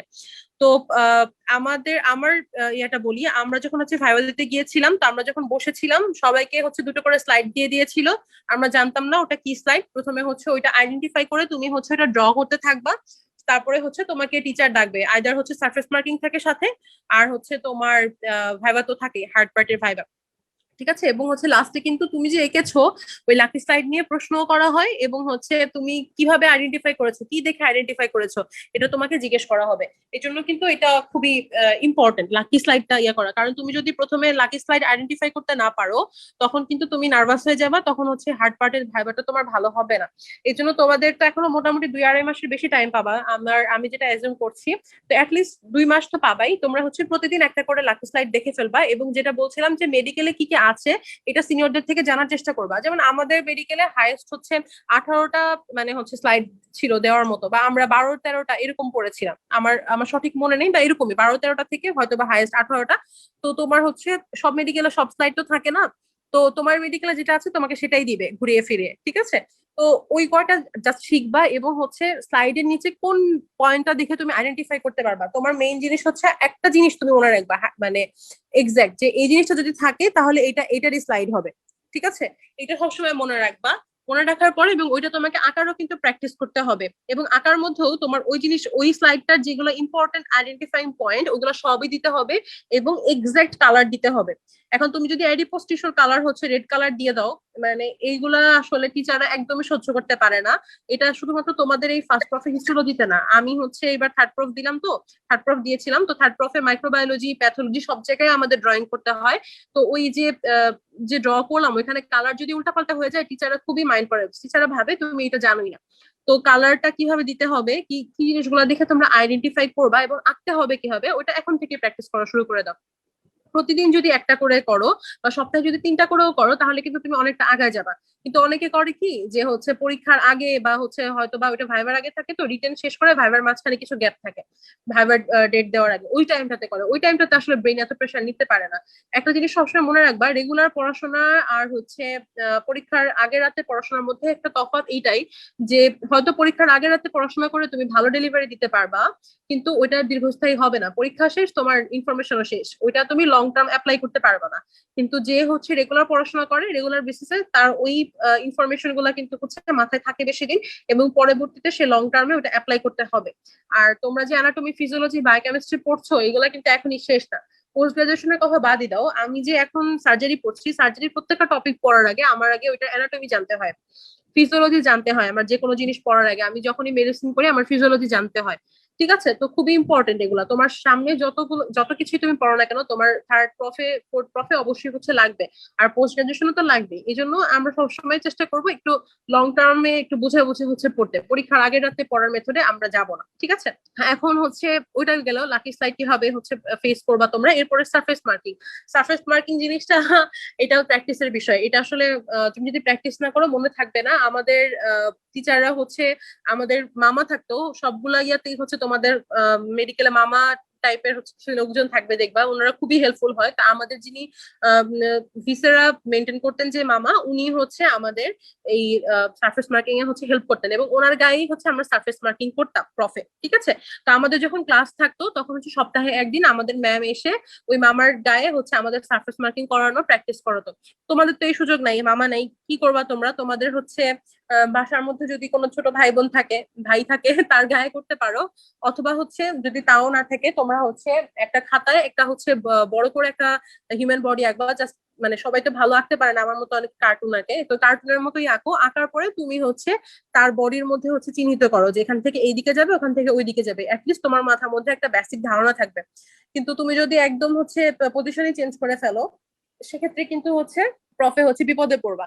আর যদি হচ্ছে অ্যাটলিস্ট মানে তুমি এক্সাক্ট লোকেশন গুলা বলতে পারো স্যারকে এবং দেখাইতে পারো, নিয়ার মানে কাছাকাছি কিছু একটা দেখাইতে পারো, স্যার বুঝতে পারবে যে না, ওরা তো আসলে ডিরেক্ট পড়ার সুযোগ পায় নাই, এই জন্য হয়তো বা ওরা পারতেছে না। বাট এটা প্র্যাকটিস করবা তোমরা। খাতার মধ্যে একটা হচ্ছে হিউম্যান ফিগার আঁকবা, আঁকার পরে ওই মনে করো তুমি হচ্ছে তোমাকে বলতেছে অ্যাপেক্স অফ দ্য হার্ট কোথায় আছে, তো ওইটা ওখানে হচ্ছে কিভাবে তুমি মেজার করতেছো ওইটা মুখে মুখে বলবা, আর হচ্ছে ওইখানে পয়েন্ট দিবা, ঠিক আছে? এটা খুব ইম্পর্টেন্ট। এবং হচ্ছে যখনই তোমাকে জিজ্ঞেস করবে হচ্ছে তখনই তোমাকে কোনো কিছু একটা আঁকতে দিবে সারফেস মার্কিং এ, তখন কিন্তু ওই রিলেটেড কিছু প্রশ্ন করা হয়। মনে করো তোমাকে একটা আর্টারি আঁকতে দিয়েছে, তখন তোমাকে জিজ্ঞেস করবে এই আর্টারির কি কি ব্রাঞ্চ আছে, ঠিক আছে? বা এই নার্ভটা তোমাকে নার্ভ আঁকতে দিয়েছে, এই নার্ভ কোথায় কোথায় সাপ্লাই দিচ্ছে। তো এই রিলেটেড প্রশ্নগুলো কিন্তু পড়ে ফেলবে, এবং এগুলো পড়লে ভাইভাতে অনেক হেল্প হয়ে যায়। এবং হচ্ছে সাথে রিলেটেড প্রশ্ন কিছু করে, যেমন আমাকে জিজ্ঞেস করেছিল, আমি যখন অ্যাপেক্সটা দেখিয়েছি স্যার বলেছে অ্যাপেক্স যদি এখানে না পাও, মনে করো তুমি হচ্ছে এমন কিছু হলো যেটা হচ্ছে তোমার ডান সাইডে তোমার হার্টটা চলে গেল, তখন সেটাকে কি বলবো? সেটাকে আমরা ডেক্সট্রোকার্ডিয়া বলি। তো এরকম রিলেটেড যদি কিছু জিনিসপত্র হচ্ছে জিজ্ঞেস করে, তো ওগুলা হচ্ছে একটু পড়ে ফেলবা, ঠিক আছে? এরপরে তোমার হার্ট পার্টে অনেকে বোনস নিয়ে বলছো, আসলে আমার কাছে মনে হয় সফট পার্টের থেকে হার্ড পার্ট খুবই মজা, তুমি যদি হচ্ছে বুঝতে পারো।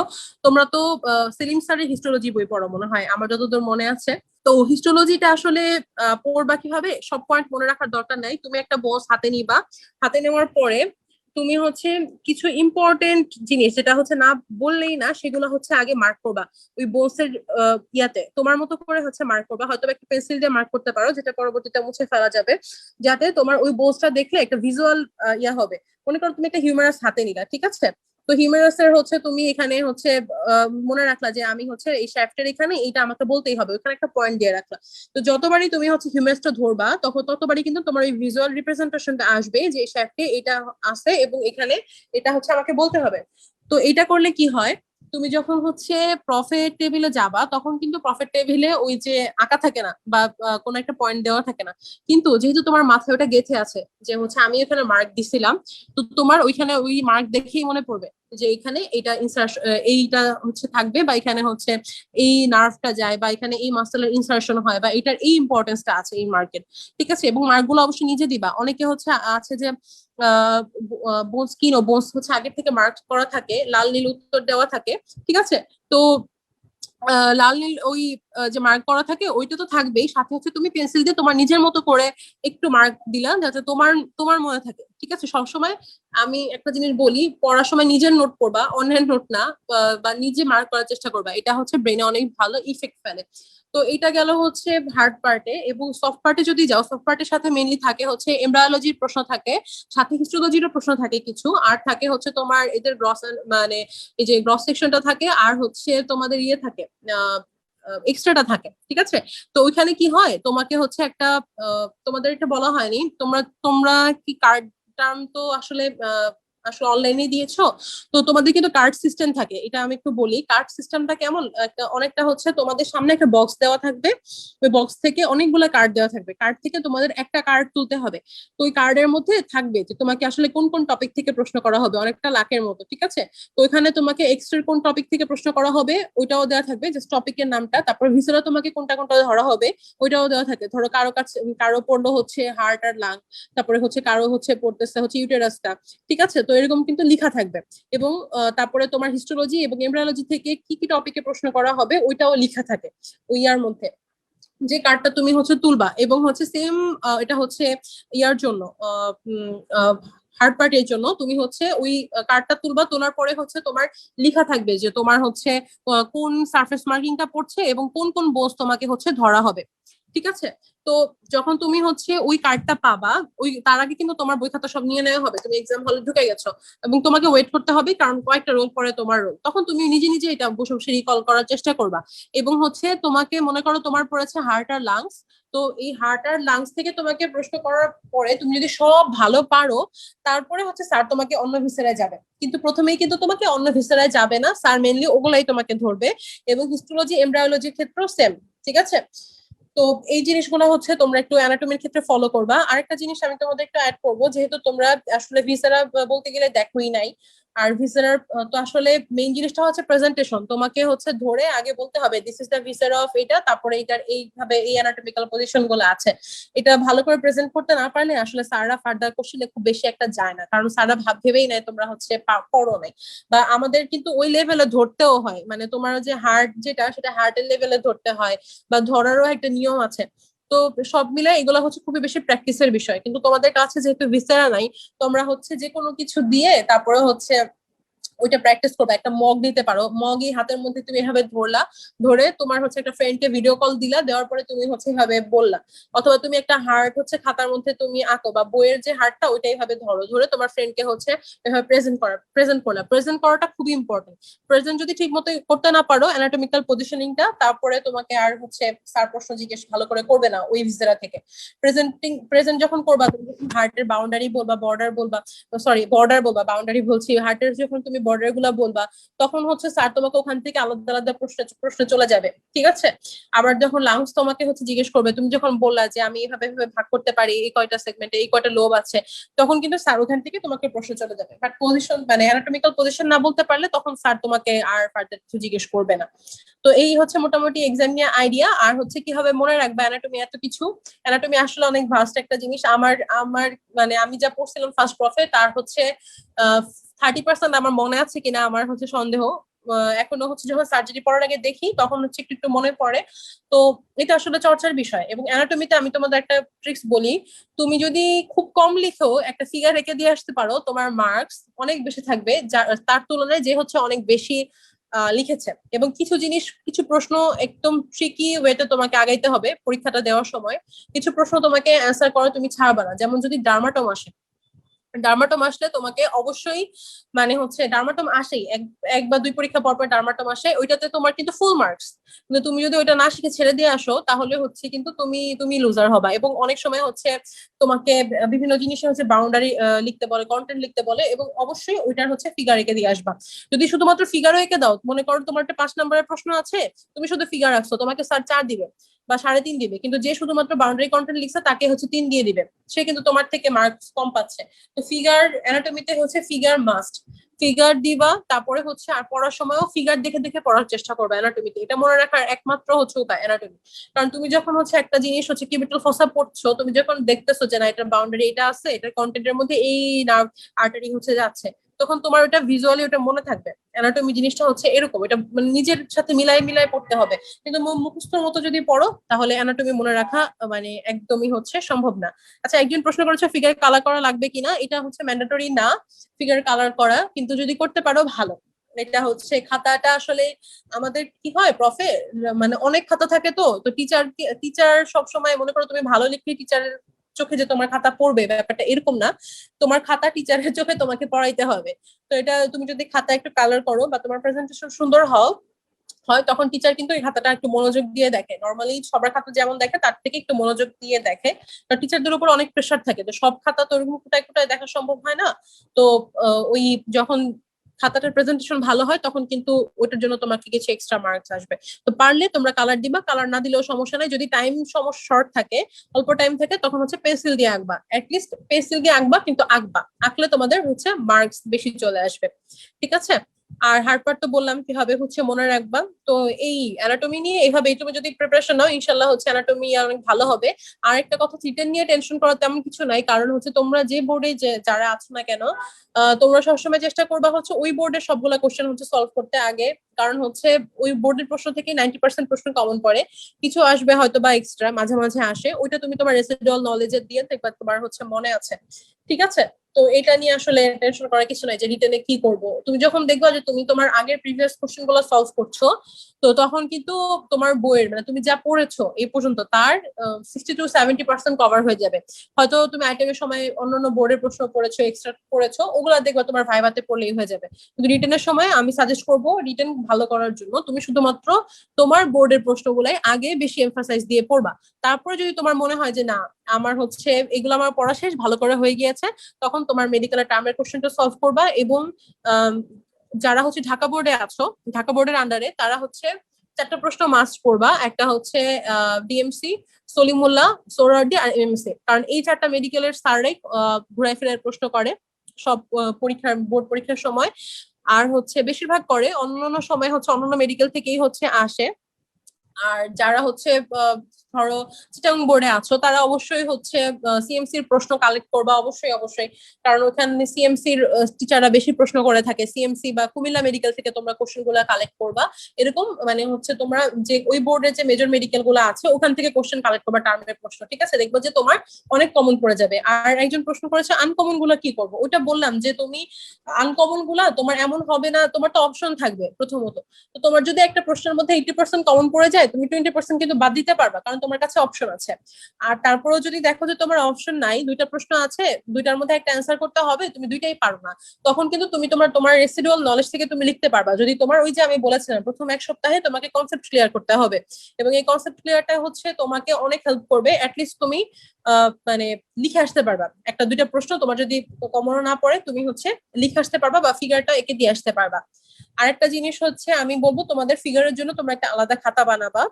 খাতাটা হচ্ছে কিভাবে বানাবা, যে তুমি মনে করো সুপিরিয়র এক্সট্রিমিটি হচ্ছে পড়ছো, সুপিরিয়র এক্সট্রিমিটিতে তুমি কোন কোন ফিগার গুলা শিখছো ওইটা ওই খাতার মধ্যে হচ্ছে আঁকবা। তারপরে ইনফিরিয়র এক্সট্রিমিটির গুলাও আঁকবা। এভাবে করে ফিগার গুলা আলাদা করে ফেলবা। ফিগার পরীক্ষার আগে আঁকা শিখতে যাবা না, তাহলে তোমার টাইম থাকবে না। ফিগার শেখার টাইম হচ্ছে এখন।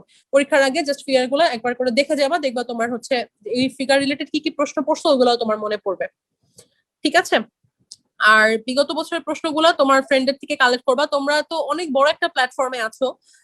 জেনেসিস অনলাইন ইউনিভার্সিটিতে আলহামদুলিল্লাহ তোমাদের 2500-এর বেশি মনে হয় স্টুডেন্ট আছে ফার্স্ট প্রফ চ্যালেঞ্জ প্রোগ্রামে। তো ওখানে তোমরা গ্রুপের মধ্যেই মেসেজ দাও না যে তোমরা ডিএমসির কেউ আছো, আমাকে হচ্ছে প্রশ্নগুলো একটু দিও টার্মে।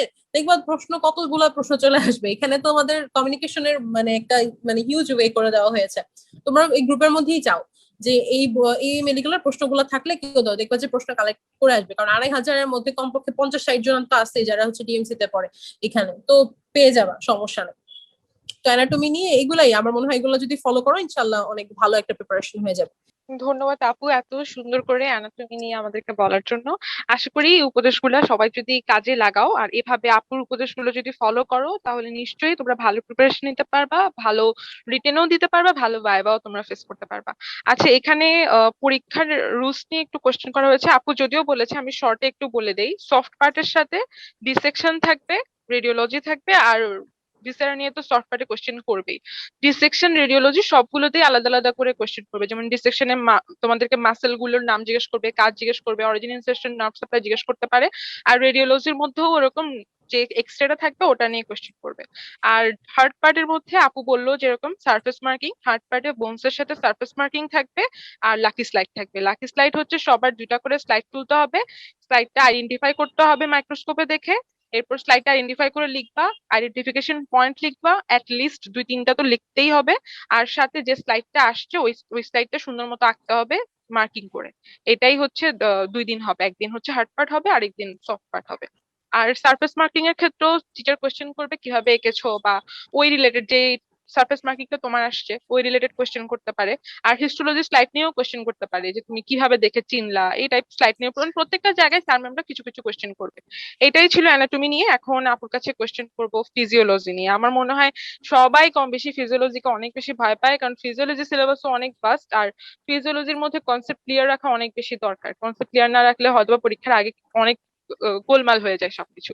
তো আপুর কাছে কোশ্চেন থাকবে, যাদের প্রিপারেশন ভালো, আগে থেকেই গুছিয়ে রাখা আছে, কনসেপ্ট ক্লিয়ার, তাদের কিভাবে প্রিপারেশন নিতে হবে, তাদের কিভাবে আরেকটু গুছাতে হবে। আর যাদের প্রিপারেশন ভালো না, সবকিছুর কনসেপ্ট এখনো ক্লিয়ার হয় নাই, এখনো অত গুছানো হয়নি সবকিছু, তাদের কিভাবে এই 2 মাসের মধ্যে ফিজিওলজিটা গুছিয়ে নিতে হবে, আপু যদি একটু বলতেন।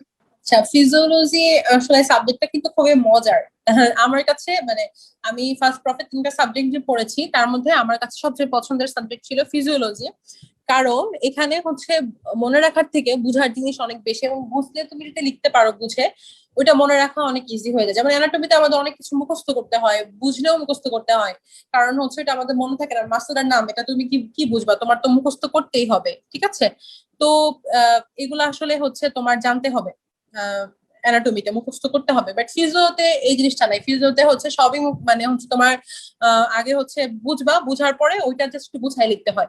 তো ফিজিওলজি সাবজেক্টটাই অনেক মজার, এবং মজার সাথে এটা অনেক ইম্পর্টেন্টও। এটা হচ্ছে মেডিসিন রিলেটেড সবকিছুতেই তোমার হচ্ছে ফিজিওলজি লাগবে, মানে খুবই খুবই ইম্পর্টেন্ট। তো প্রথম থেকেই বলি, যাদের হয়তো গুছানো নাই, বেশিরভাগের হয়তো গুছানো নাই, গুছানো না থাকাটা এখানে কোনো অপরাধ না। কারণ হচ্ছে আহ তোমাদের আসলে মানে তোমরা এমন একটা প্যান্ডেমিক সিচুয়েশনের মধ্যে দিয়ে যাচ্ছ, তোমরা আসলে মেডিকেল লাইফের যে টেস্টটা সেটাই হচ্ছে পাও নাই, টার্মটা ফিজিক্যালি দিতে পারো নাই, কার্ড গুলাও অনলাইনে দিচ্ছ, আইটেম গুলাও সেম অনলাইনে দিচ্ছ। তো গুছানো না থাকাই হচ্ছে স্বাভাবিক। তো এখন কিভাবে গুছাবা এই 2-2.5 মাসে, বা তার থেকে তো কম টাইম তো পাবা না। আমার আমার মনে হয় যে 2-2.5 মাসের বেশি টাইম পাবা। তো এই টাইমে কিভাবে গুছাবা? তো আমি হচ্ছে এখানেও আবার ওই আগের কথাগুলোই রিপিট করব। তুমি একটা কার্ড ধরবা, মনে করো তুমি ব্লাড কার্ড করছো, ঠিক আছে। তো ব্লাডের আগে কি জেনারেল, আচ্ছা একজন জিজ্ঞেস করছে 2 মাস পর কি প্রফ? আপু আমি ভাইয়া বা আপু আমি শিওর না, আমি বলছি কারণ তোমাদের প্রফ ক্লাসটা হয়তো আর 1 মাস পরে শেষ হয়ে যাবে, কিন্তু তার মানে এটা না যে তোমাদের প্রফ 1 মাস পরে। কারণ মাত্র তো ফার্স্ট প্রফের রেজাল্ট দিচ্ছে, তারপরে তাদের সাপ্লি হবে, তারপরে হচ্ছে তোমাদের প্রফ হবে। তো অনেক বেশি টাইমই তোমরা মোটামুটি পাবা। তো ওইটাই বলছিলাম, তুমি ধরে রাখো যে তোমার হাতে হয়তো বা 2 থেকে 2.5 মাস আছে। কারণ তুমি হচ্ছে ধরে রাখলা তোমার কাছে 3-4 মাস আছে, কিন্তু প্রফ আগে আর মানে আরো আগে হয়ে গেল, তখন তুমি কিন্তু হচ্ছে ঝামেলায় পড়ে যাবা। এই জন্য তোমার মাইন্ড সেট আপ রাখো যে আমার হাতে 2-2.5 মাস টাইম আছে, বা 3 মাসই ধরে রাখো। 3 মাস আসলে একটু বেশি হয়ে যায়, 2 মাসই ধরো, যে আমার হাতে 2 মাস টাইম আছে। এখন হচ্ছে আমি এইভাবে আমার সিলেবাসটাকে হচ্ছে শর্ট করে গুছাবো, যাতে আমার মোটামুটি সবকিছু হচ্ছে কভার হয়ে যায়, ঠিক আছে।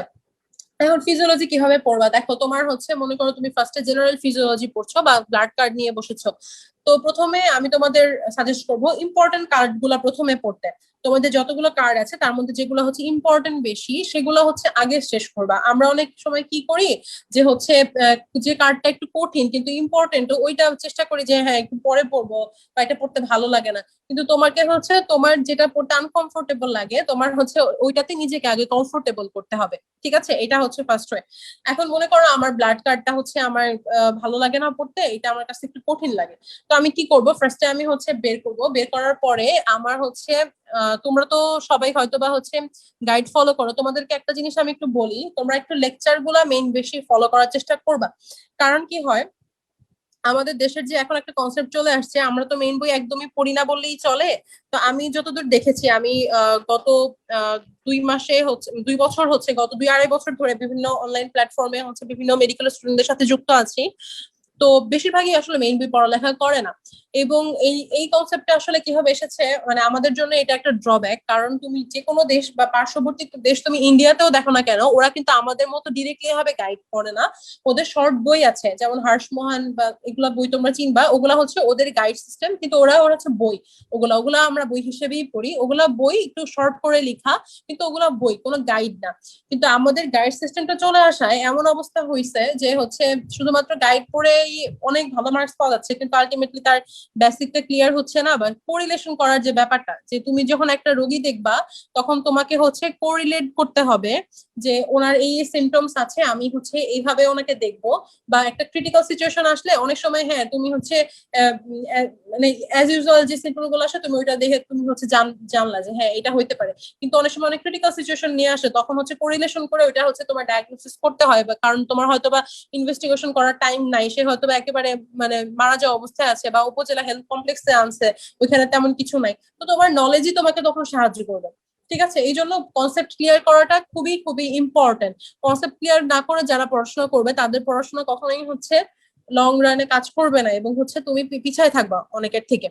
তো ফিজিওলজিতে যেটা বলছিলাম, মনে করো ব্লাড কার্ডটা তোমার কাছে ইম্পর্টেন্ট লাগে এবং তোমার একটু ড্রব্যাক আছে, ফার্স্টে ওটা নিয়েই বসবা। বসার পরে তুমি কি করবা, তুমি ফার্স্টে হচ্ছে এখন তোমাদের আসলে টাইম তো একটু কম, 2 মাস আছে। তো তুমি হচ্ছে বের করবা যে তোমার লাস্ট 10 বছরের প্রশ্ন বা হচ্ছে লাস্ট ডিউর প্রশ্ন কোনগুলো আছে, তোমাদের গাইডের মধ্যে একটু হাইলাইটার দিয়ে ওই কোশ্চেন গুলো হচ্ছে মার্ক করে ফেলবা। ডিউর সব প্রশ্ন বা হচ্ছে আরির সব প্রশ্ন যারা আছো মার্ক করে ফেলবা, এবং কোনটা তোমাদের টার্মে আসছে ওটাও পাশে টি দিয়ে লিখে রাখবা। হয়তোবা ওইটা বোর্ডে হচ্ছে পড়ায় নাই, কিন্তু বোর্ডে আসে নাই, কিন্তু তোমাদের মেডিকেলের টার্মে এসেছে, তার মানে কিন্তু এটা ইম্পর্টেন্ট। তো ওইটা পাশে টি চিহ্ন দিয়ে রাখো।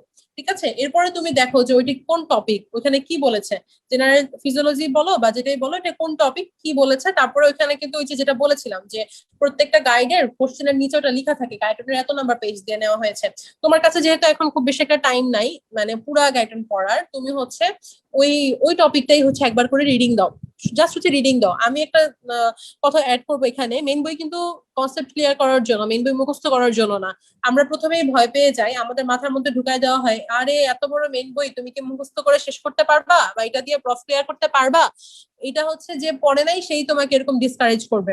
কিন্তু যারা পড়েছে তারা তোমাকে মানে বলতে পারবে মেইন বই হচ্ছে মেইনলি কনসেপ্ট ক্লিয়ার করার জন্য, মেইন বই হচ্ছে মুখস্থ করার জন্য না। মানে তুমি মনে করো তুমি একটা কার্ডিয়াক সাইকেল পড়ছো, ওইখানে জাস্ট তুমি হচ্ছে রিডিং দিয়ে যাও যে হচ্ছে এখানে কি কি বলতেছে বা এক্সট্রা কোনো ইনফরমেশন আছে কিনা, এখানে কি বললো আমার গাইডের মতোই বলতেছে না কি বলতেছে, কারণ তোমার তো অলরেডি গাইড পড়া আছে, তোমার ওইটা পড়তে ইজি হবে। তারপরে তুমি ওইটা পড়ে ফেললা, পড়ার পরে তোমার ব্লাড কার্ডের সবগুলো প্রশ্ন তুমি পড়ে ফেললা, পড়ার পরে তুমি এমসিকিউ তে চলে যাবা। এবং এমসিকিউ নিয়ে অনেকে প্রশ্ন করছিল, এই জন্য আমি বললাম এমসিকিউটা কিন্তু কখনো আলাদা সলভ করার চেষ্টা করবে না। তুমি যখন যে কার্ড পড়বা সেই কার্ডের সাথেই এমসিকিউটা পড়ে ফেলবা। এবং এমসিকিউ খুব বেশি পড়তে হয় না, আমি তোমাদের বলবো লাস্ট 10 বছর বা লাস্ট 5 বছর পড়লেই এনাফ। লাস্ট 5 বছর যদি পড়ো তাহলে তোমার হচ্ছে ডিরেক্ট কোশ্চেন কমন পড়বে না, বাট তুমি বুঝতে পারবা বইয়ের কোন কোন জায়গা থেকে এমসিকিউ করা হয়। লাস্ট 5 বছর যখন সলভ করবা, সলভ করার সময় তুমি দেখবা যে কিছু সার্টেন টপিক আছে যেখান থেকে আসলে এমসিকিউ করা হয় কিন্তু ঘুরায় ফেরায় করা হয়। লাস্ট বছর 10 বছর পড়লে এটা সেফ, 5 বছর পড়লে একটু রিস্ক থাকে, দেখা যায় যে হয়তো বা অনেক সময় কমন পড়ে না।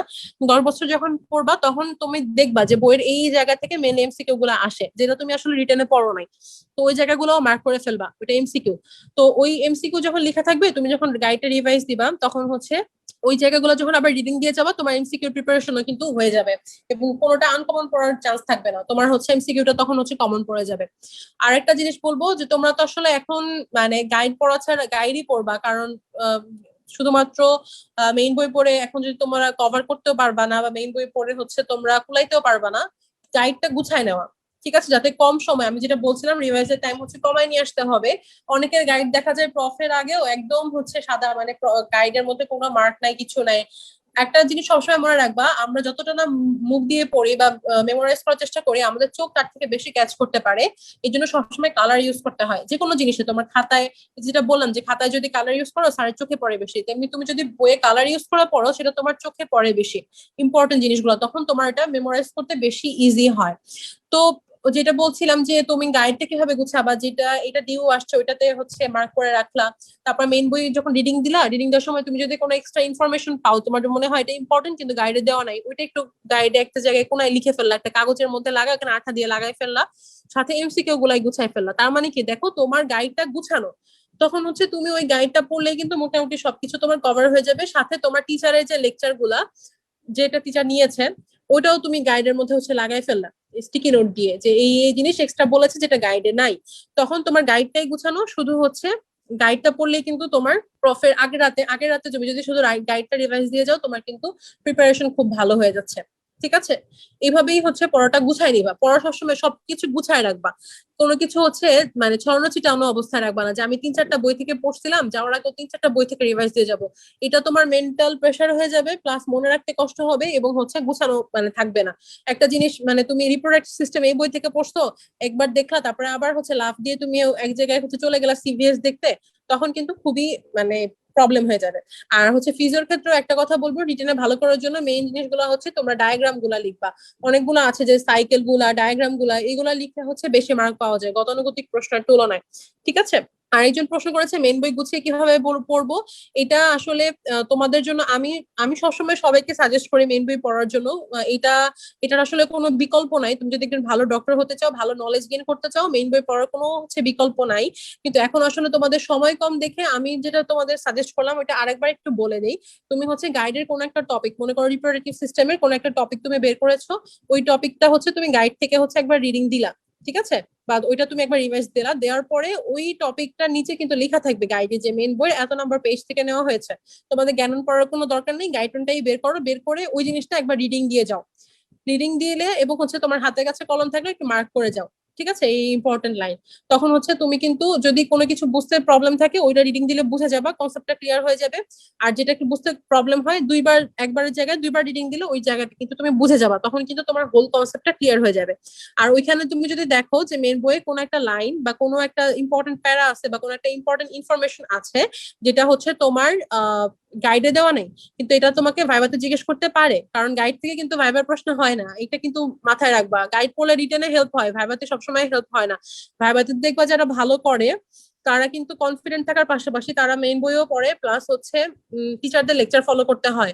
কারণ টিচাররা হচ্ছে তোমাকে ভাইবা নেওয়ার আগে টিচারদের পক্ষে সম্ভব না যে সবকিছু পড়ে এসে আবার তোমাকে হচ্ছে সব মনে রেখে ভাইবা নেওয়া।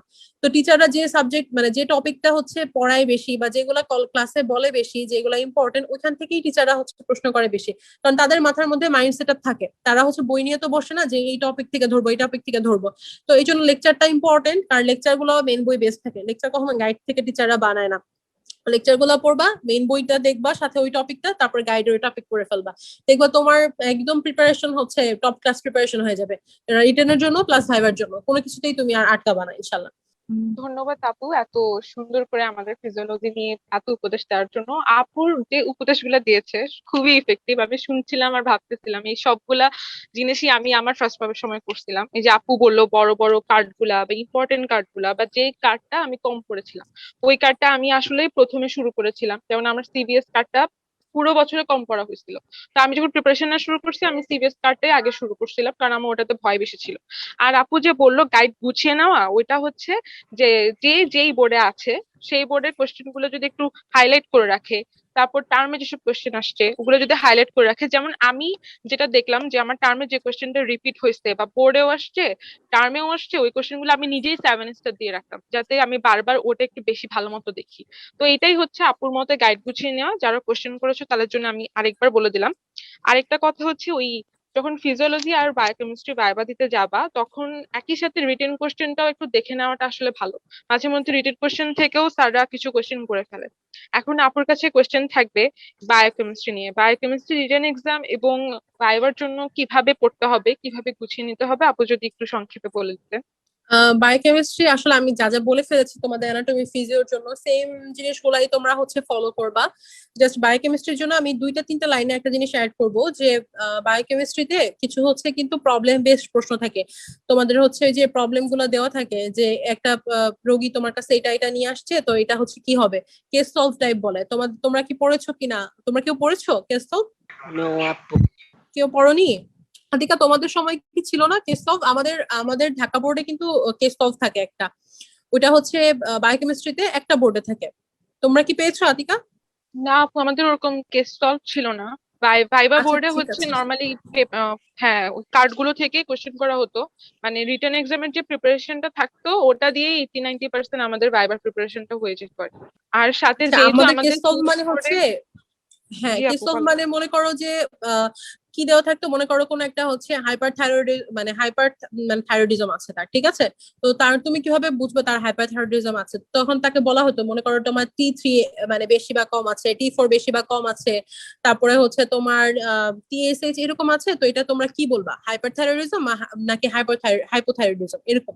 আবার ধরো তোমার হচ্ছে কোনো কোয়াশিওর করার কোনো রোগীর ক্লিনিক্যাল প্রেজেন্টেশন দেওয়া আছে, দেওয়ার পরে বলতো যে এটা তাহলে কিসের রোগী হবে, তুমি কোয়াশিওরকর বলতে পারো বা ম্যারাসমাস বলতে পারো, মানে এইগুলোকে হচ্ছে আমরা কেস সলভ বলতাম, ঠিক আছে? এবং এইটা হচ্ছে বায়োকেমিস্ট্রিতেও আমাদের হচ্ছে কার্ড প্রশ্ন দেওয়া থাকতো, 2টা বোর্ড তো হয়, তো একটা বোর্ডে এরকম কার্ড প্রশ্ন দেওয়া থাকার পরে তোমাকে তো প্রশ্নটা উঠাইতে হয়, উঠানোর পরে একটা কার্ডের মধ্যে 5-6টা করে প্রশ্ন থাকে।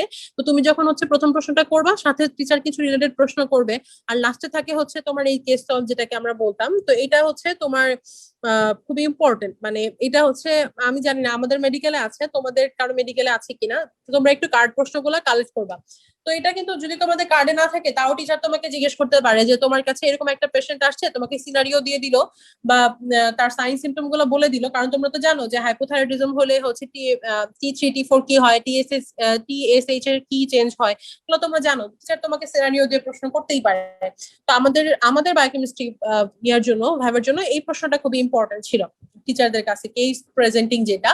আরেকটা হচ্ছে বায়োকেমিস্ট্রিতে ইম্পর্টেন্ট হচ্ছে যে আমরা বিভিন্ন সাইকেল যে পড়ি, এই সাইকেল গুলো হচ্ছে খুব ইম্পর্টেন্ট, সাইকেল গুলো একটু হচ্ছে ভালোভাবে পড়বা রিটেনের জন্য, কারণ এগুলা লিখলে একদম হচ্ছে ভালো মার্কস, এবং এটার কোথাও যদি ভুল করো তখন কিন্তু টিচার হচ্ছে মার্কসটা একদমই হচ্ছে কেটে দেয়, এটা মনে রাখবা।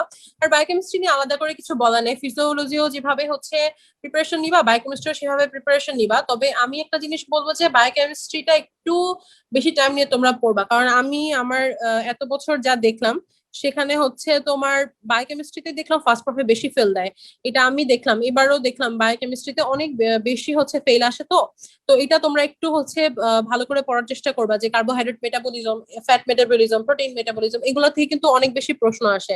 তারপরে এই যে প্রোটিন এনার্জি ম্যালনিউট্রিশন, এগুলা থেকে এগুলা টিচারদের হচ্ছে অনেক পছন্দের টপিক তোমাকে হচ্ছে প্রশ্ন জিজ্ঞেস করার জন্য।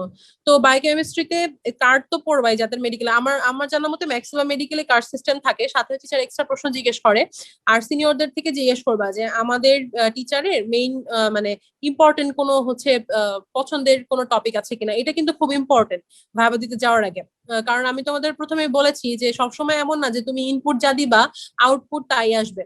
কারণ কি জানো, মনে মনে করো তুমি হচ্ছে পুরো বছর অনেক ভালো পড়াশোনা করেছো, কিন্তু হচ্ছে তুমি তোমার যে টিচার পরীক্ষা নিবে তুমি সিনিয়রদের কাছ থেকে জেনে যাও নাই বা ডেমো নিয়ে যাও নাই যে এই প্রশ্ন সে জিজ্ঞেস করতেছে, কিন্তু তোমার আরেকটা ফ্রেন্ড আছে যে সারা বছর পড়াশোনাই করে নাই, কিন্তু সে জানে এই টিচার কি কি জিজ্ঞেস করবে, সে ডেমো টেমো নিয়ে গিয়ে তোমার থেকে বেশি মার্ক পেয়ে গেছে।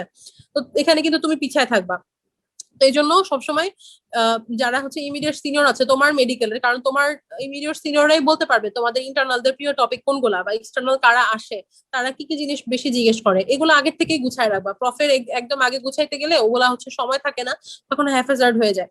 যে কোনো একজন সিনিয়র তোমার পরিচিত বা কাছের বড় ভাই বড় আপু যেই আছে না কেন, তাকে জিজ্ঞেস করবা যে আপু আমাদের বায়োকেমিস্ট্রি যারা ইন্টারনাল আছে তারা কেমন, তারা কেমন প্রশ্ন করে বা কোন টপিক গুলা থেকে বেশি প্রশ্ন করে, এগুলা জাস্ট একটু আইডিয়া নিলে তুমি কিন্তু কনফিডেন্টও থাকতে পারবা যে না তুমি জানো এখানে গেলে আমার সাথে এই জিনিসগুলা হবে বা এগুলা ধরা হবে। ঠিক আছে। আর পড়ার সিস্টেমটা পুরো ফিজিওলজির মতোই আমি বলবো, এখানে আমার কাছে এক্সট্রা কিছু অ্যাড করার মতো নাই। জাস্ট যেগুলো বললাম যে সাইকেল যেগুলো আছে সেগুলো হচ্ছে অনেক ভালো করে পড়বা, যে এলডিএইচ এর গুলা বলি বা হচ্ছে যেগুলাই বলি এগুলা খুব ভালো করে পড়বা। আর সাইকেল গুলো সবসময় লিপিন কট থেকে পড়ার চেষ্টা করবা, এটা আমি একটু আলাদা করে বলে দিচ্ছি। কারণ সাইকেল গুলো লিপিং কটেই সবচেয়ে ইজি এবং সবচেয়ে বেস্ট ওয়েতে আছে। এটা কোনো শীট বা গাইড বা যেটাই বলো না কেন ওখানে কঠিন করে দেওয়া প্লাস হচ্ছে একটু ভুল ভালো দেওয়া থাকে, আমি অনেকবার দেখেছি। তো সবচেয়ে ভালো হচ্ছে লিপিং কট থেকে পড়া। হারপার অনেকের জন্য কঠিন হয়ে যায়, এই জন্য লিপিং কট বসতেও সোজা হবে এবং হচ্ছে তোমাদের জন্য পরীক্ষায় হচ্ছে কারেক্ট ওয়েতে লিখতে পারবা। আর বাকি যেগুলো পড়ার সিস্টেম যেটা আমি বললাম ওইটা ফিজিওলজির মতো যদি পড়ো তাহলে হচ্ছে ইনশাল্লাহ শেষ হয়ে যাবে। আচ্ছা, আর যারা এখনো কিছুই ধন্যবাদ পড়ে আপু। আমার কাছে, আচ্ছা হ্যাঁ আতিকা, হ্যাঁ আমার আপু। কাছে একটা প্রশ্ন এসেছে, ডিরেক্ট মেসেজ দিয়েছে আমাকে যে এখনো যারা কিছুই পড়েনি তাদের জন্য কি পরামর্শ।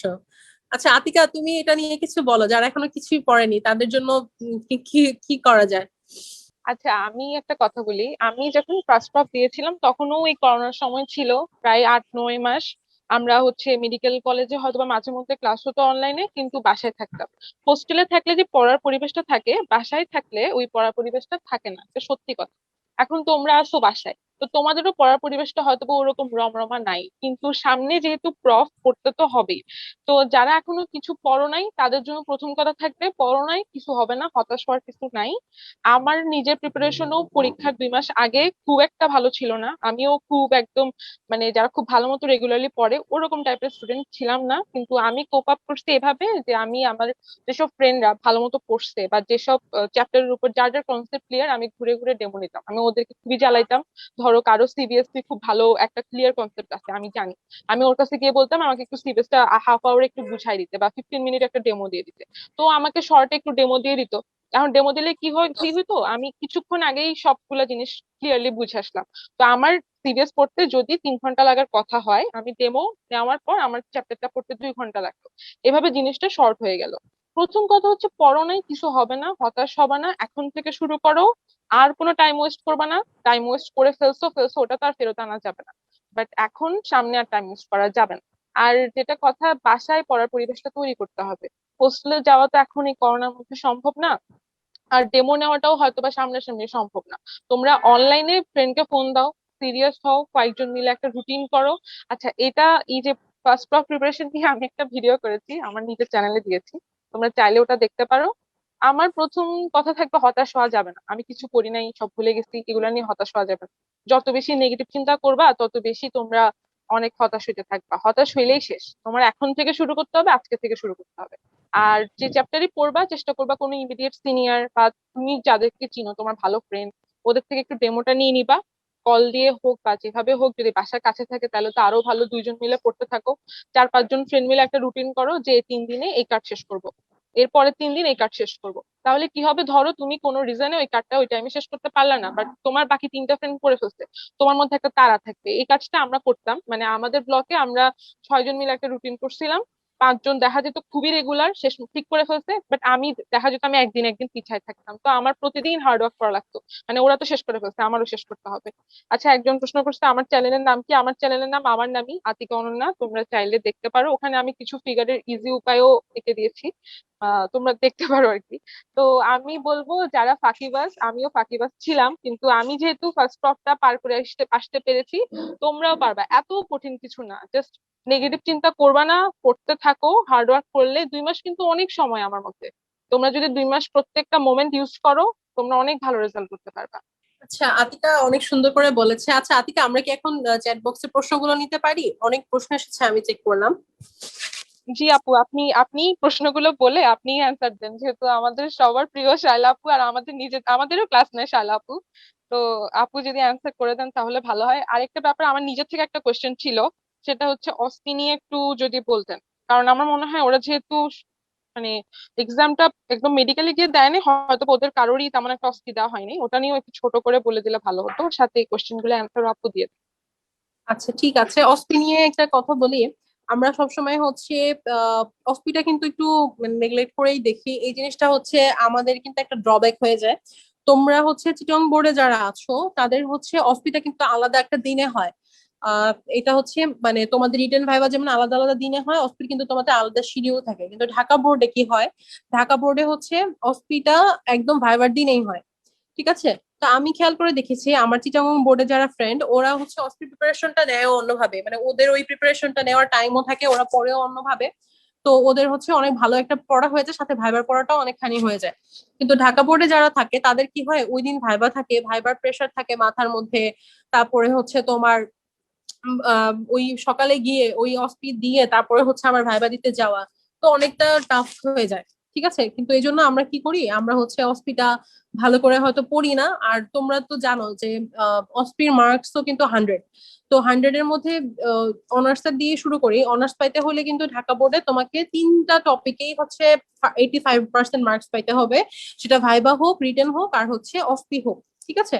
তো কোনো কারণে তুমি অস্পিটা নেগলেক্ট করলা, মনে করলা তোমার হচ্ছে রিটেনে হচ্ছে 85 আসছে, ভাইবা তো 85 আসছে, 85 আসা মানে খুবই খুবই ভালো মার্ক। এবং তারপরে তোমার যদি কোনো কারণে অস্পির জন্য সেটা মিস যায়, মানে তোমার মনে হবে যে নিজের কপাল নিজে বাড়ি দিয়ে ভেঙে ফেলি। ঠিক আছে। তো এরকম যেন না হয়। আর হচ্ছে ওইটা বাদ দাও, অনার্স বাদ দাও, আমরা এজ এ হোল সাধারণ স্টুডেন্টের কথা চিন্তা করি যে যদি আমি চিন্তা করি যে আমার মার্কস এর পার্সেন্টেজটা ভালো রাখবো, তাহলে কিন্তু অস্পিতে হচ্ছে মার্কস উঠানোটা হচ্ছে ইজি। ঠিক আছে। তো অসপি হচ্ছে কখন থেকে পড়া শুরু করবো বা কিভাবে পড়া শুরু করব? অসপি হচ্ছে প্রত্যেকটা মেডিকেলের আলাদা প্রশ্ন গুছানো থাকে। এটা আমি বলবো না এখন থেকে পড়া শুরু করা লাগবে, কিন্তু তুমি হচ্ছে ওই যে আমাদের রিটেন আর হচ্ছে ভাইবার মাঝখানে কিছুদিন গ্যাপ থাকে, ওই রিটেন শেষ হওয়ার পরে ভাইবার রুটিন দেওয়ার মাঝখানে দেখা যায় 3 থেকে 4 দিন হচ্ছে গ্যাপ থাকে।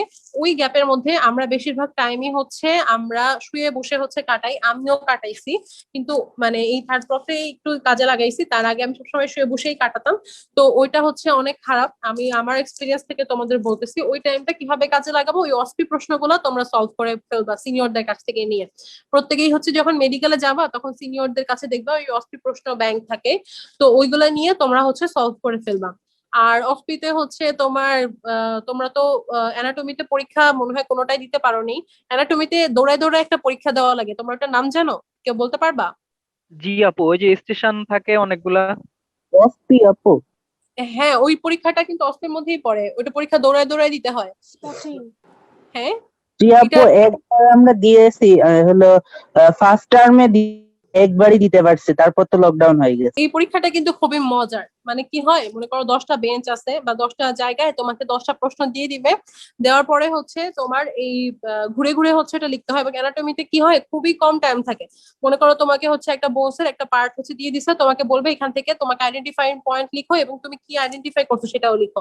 তো হচ্ছে দৌড়ায় দৌড়ায় পরীক্ষা দিতে হয়। একে তো তোমার দৌড়ায় হচ্ছে সাইডে যাইতে হয় এবং একটা নির্দিষ্ট সাইডে যাইতে হবে, হয়তো বা বাম দিকে যাচ্ছ বা ডান দিকে যাচ্ছ। আমি হচ্ছে একবার টার্মে, তোমরা যারা মহসিন খুলির স্যারকে চিনো, ইউনিভার্সিটিতে যারা আসো, তাছাড়া অনেকেই চিনো, আমি স্যারের কাছ থেকে একটা মাইরও খেয়েছি এই জন্য, কারণ আমি হচ্ছে বাম দিকে না গিয়ে ডান দিকে দৌড় দিয়েছিলাম। এটা কিন্তু অনেক মানে হচ্ছে একটা মানে কি বলবো, মানে অনেক র্যাপিড একটা পরীক্ষা হয়। তুমি দৌড়ায় যাবা, তারপর সাথে সাথে দেখে আইডেন্টিফাই করবা, আইডেন্টিফাইং পয়েন্ট লিখবা, মানে খুবই একটা রাশের মধ্যে থাকতে হয়। ঠিক আছে।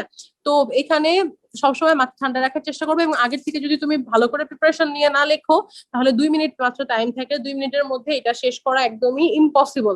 কারণ হচ্ছে তোমার ওই সময় আইডেন্টিফাই করে তারপরে আবার পয়েন্ট মনে করে লিখা ওই সময় হচ্ছে একদম ইম্পসিবল। এই জন্য আগের থেকে তুমি হচ্ছে প্র্যাকটিস করে যাবা, জেনে যাবা যে অসপি হচ্ছে আমাদের মেডিকেলে কোনগুলা দেয়। মনে করো তুমি 50টা টপিক জানো যে এগুলা হচ্ছে এই রিলেটেড টপিক থেকে আসতে পারে, 50টা জিনিসের হচ্ছে তুমি প্র্যাকটিস করে গেলে, অসপি কিন্তু বইও কিনতে পাওয়া যায়। ঠিক আছে, প্র্যাকটিস করে গেলে তখন হচ্ছে ওইখান থেকে ধরো 10টা আসলো, তোমার হচ্ছে লিখতে ইজি হবে, আদারওয়াইজ 2 মিনিটে ওটা লিখে শেষ করতে পারবা না, গুছাইতে পারবা না, তোমার মার্কস কমে যাবে। অ্যানাটমিতে এইটা। ফিজিওলজি, তারপরে হচ্ছে ফিজিওলজিতে কি হয়, তোমার হচ্ছে ফিজিওলজিতে বিপি মাপতে হয় অনেকের ক্ষেত্রে, তারপরে অনেকের ক্ষেত্রে হচ্ছে ব্লাড গ্রুপিং করতে হয়, অনেকের ক্ষেত্রে ওই যে টাং শেপ তোমার হচ্ছে ব্লাড ফিল্ম প্রিপারেশন করতে হয়, যেটা আমাদের ম্যাক্সিমামের টাং শেপ হয় না, 4 কোণা 3 কোণা হয়ে যায়। তো এগুলো আসে, তো এগুলাতে কিন্তু মার্কস আছে, অনেক বেশি মার্কস আছে, এবং হচ্ছে এগুলার প্রত্যেকটা পার্টে পার্টে মার্ক। তুমি হচ্ছে মামাকে সালাম দিচ্ছ কিনা এটার জন্য হচ্ছে একটা মার্ক, তারপরে হচ্ছে তুমি মামার কাছে পারমিশন নিচ্ছ কিনা যে তুমি ওই পরীক্ষাটা করবা এটার জন্য মার্ক, তারপর পরীক্ষার জন্য থাকে মার্ক, আর হচ্ছে তুমি মামাকে লাস্টে থ্যাংক ইউ দিচ্ছ কিনা, আবার হচ্ছে তার শার্টটা হচ্ছে ঠিক মতো আবার ঠিক করে দিচ্ছ কিনা, রিপোজিশন করছো কিনা, এটার উপর মার্ক। অস্পিতে হচ্ছে কি তোমার যেগুলো এক্সামিনেশন যে পার্ট গুলো থাকে বা তোমার প্রসিডিউরের যে পার্ট গুলো থাকে ওইগুলা হচ্ছে প্রসিডিউরের প্রত্যেকটা পয়েন্টে পয়েন্টে মার্ক। তোমাকে যদি বলে একটা ব্লাড ফিল্ম তুমি প্রিপেয়ার করো, তখন তুমি একটা স্লাইড নিলা, তারপরে স্লাইডটা যে তুলা দিয়ে হচ্ছে পরিষ্কার করে নিলা আগে, ওইটার উপরে থাকে 1 মার্ক। টিচারদের কাছে দেখবা হচ্ছে মার্ক আলাদা ইয়ে করা থাকে, তো তুমি যে পার্টটা বাদ দিবা তুমি সেটার মার্ক কম পেয়ে যাবা। যতই তোমার হচ্ছে এই যে ব্লাড ফিল্মটা একেবারে টাং শেপ হয়ে যাক না কেন, তুমি মার্ক পাবা না যদি না তুমি হচ্ছে গিয়ে ওইটা ঠিক মতো হচ্ছে স্লাইডটা ইয়া না করো বা পরিষ্কার না করো, মানে একটা প্রসিডিউর তুমি যদি বাদ দিয়ে দাও। কিন্তু তোমার একটা ফ্রেন্ড সব প্রসিডিউর করছে কিন্তু সে তারটা টাং শেপ হয় না, তারটা 4 কোণা হয়েছে, সে তোমার থেকে বেশি মার্ক পাবে। ঠিক আছে, তো এইগুলা হচ্ছে মাথায় রাখতে হবে, এবং এগুলা হচ্ছে প্র্যাকটিসের বিষয়। কারণ এই যে মামাকে থ্যাংক ইউ দেওয়া, সালাম দেওয়া, এটা হচ্ছে আমরা প্র্যাকটিস এত করছি, তারপরেও হচ্ছে পরীক্ষার সময় নার্ভাসনেস মনে থাকতো না। দেখা গেছে পরীক্ষা করে স্যারকে বলতেছি স্যার বিপি হচ্ছে এত, কিন্তু মামাকে আর থ্যাংক ইউ দেয়নি, কারণ সে যে আমাকে পরীক্ষা করতে দিল এটার জন্য তাকে তো থ্যাংক ইউ দিতে হবে। তো এই জিনিসগুলো হচ্ছে মাথায় রাখবা। আর হচ্ছে বায়োকেমিস্ট্রির ক্ষেত্রে হচ্ছে তুমি যখন কোনো টেস্ট টিউব দিয়ে পরীক্ষাগুলো করতেছো, হিট কোয়াগুলেশন টেস্ট করতেছো বা যেটাই করতেছো কিনা, ওইটার হচ্ছে অ্যাঙ্গেল গুলো স্যাররা খুব দেখে, এবং হচ্ছে মনে রাখবা যে কোনটা তুমি কয় ফোঁটা করে নিচ্ছ, যে কোনো একটা সলিউশন কতটুকু নিচ্ছ, এটা হচ্ছে ইম্পর্টেন্ট।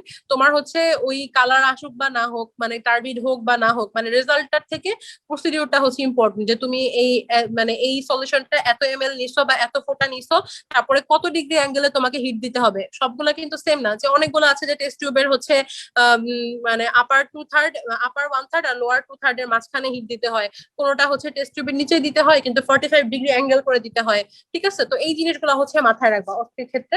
আর অস্পি হচ্ছে এখন মানে পড়ার কিছু নাই, এত কঠিন কিছু না অস্পি। অস্পি হচ্ছে তোমরা ওই রিটেন আর ভাইবার যে গ্যাপটা ওই সময় হচ্ছে পড়ে ফেললে আমার মনে হয় হয়ে যাবে। তবে অস্পি পড়তে হবে, অস্পি প্রিপারেশন না কেউ পরীক্ষা দিতে যাবা না। আচ্ছা আপু, ফেসবুকে লাইভ সেশনের কমেন্টে একটা কোশ্চেন এসেছে, অনেকে এখানে চ্যাটেও একজন কোশ্চেনটা করেছিল, সেটা হচ্ছে এখন থেকে পড়লে কি প্রফে পাস করা যাবে নাকি? অবশ্যই অবশ্যই প্রফে পাস করা অবশ্যই যাবে। প্রফে পাস করতে মানে প্রথমত হচ্ছে ইফোর্টের পরে হচ্ছে একটা লাক, মানে এমনও হয় যে যারা সারা বছর পড়াশোনা করছে তারাও ফেল করে যেতে পারে, আবার হচ্ছে তুমি 2 মাস পড়াশোনা করেও ইজিলি পাস করতে পারো। ঠিক আছে, এখন যদি পড়ো হয়তোবা তোমার কাছে অতটা টাইম থাকবে না যে তুমি হচ্ছে এখন মেইন বইগুলা পড়বা, খুব ইফোর্ট দিয়ে খুব সুন্দর কনসেপ্ট বুঝে বুঝে পড়বা, কিন্তু তোমার প্রফ পাস করতে যতটুকু তোমার নলেজ দরকার, যতটুকু তোমার দরকার মানে যতটুকু কভার করলে তুমি ইজিলি প্রফ পাস করে একটা ভালো মার্কস পাইতে পারো, সেটা তোমার ইজিলি কভার হয়ে যাবে।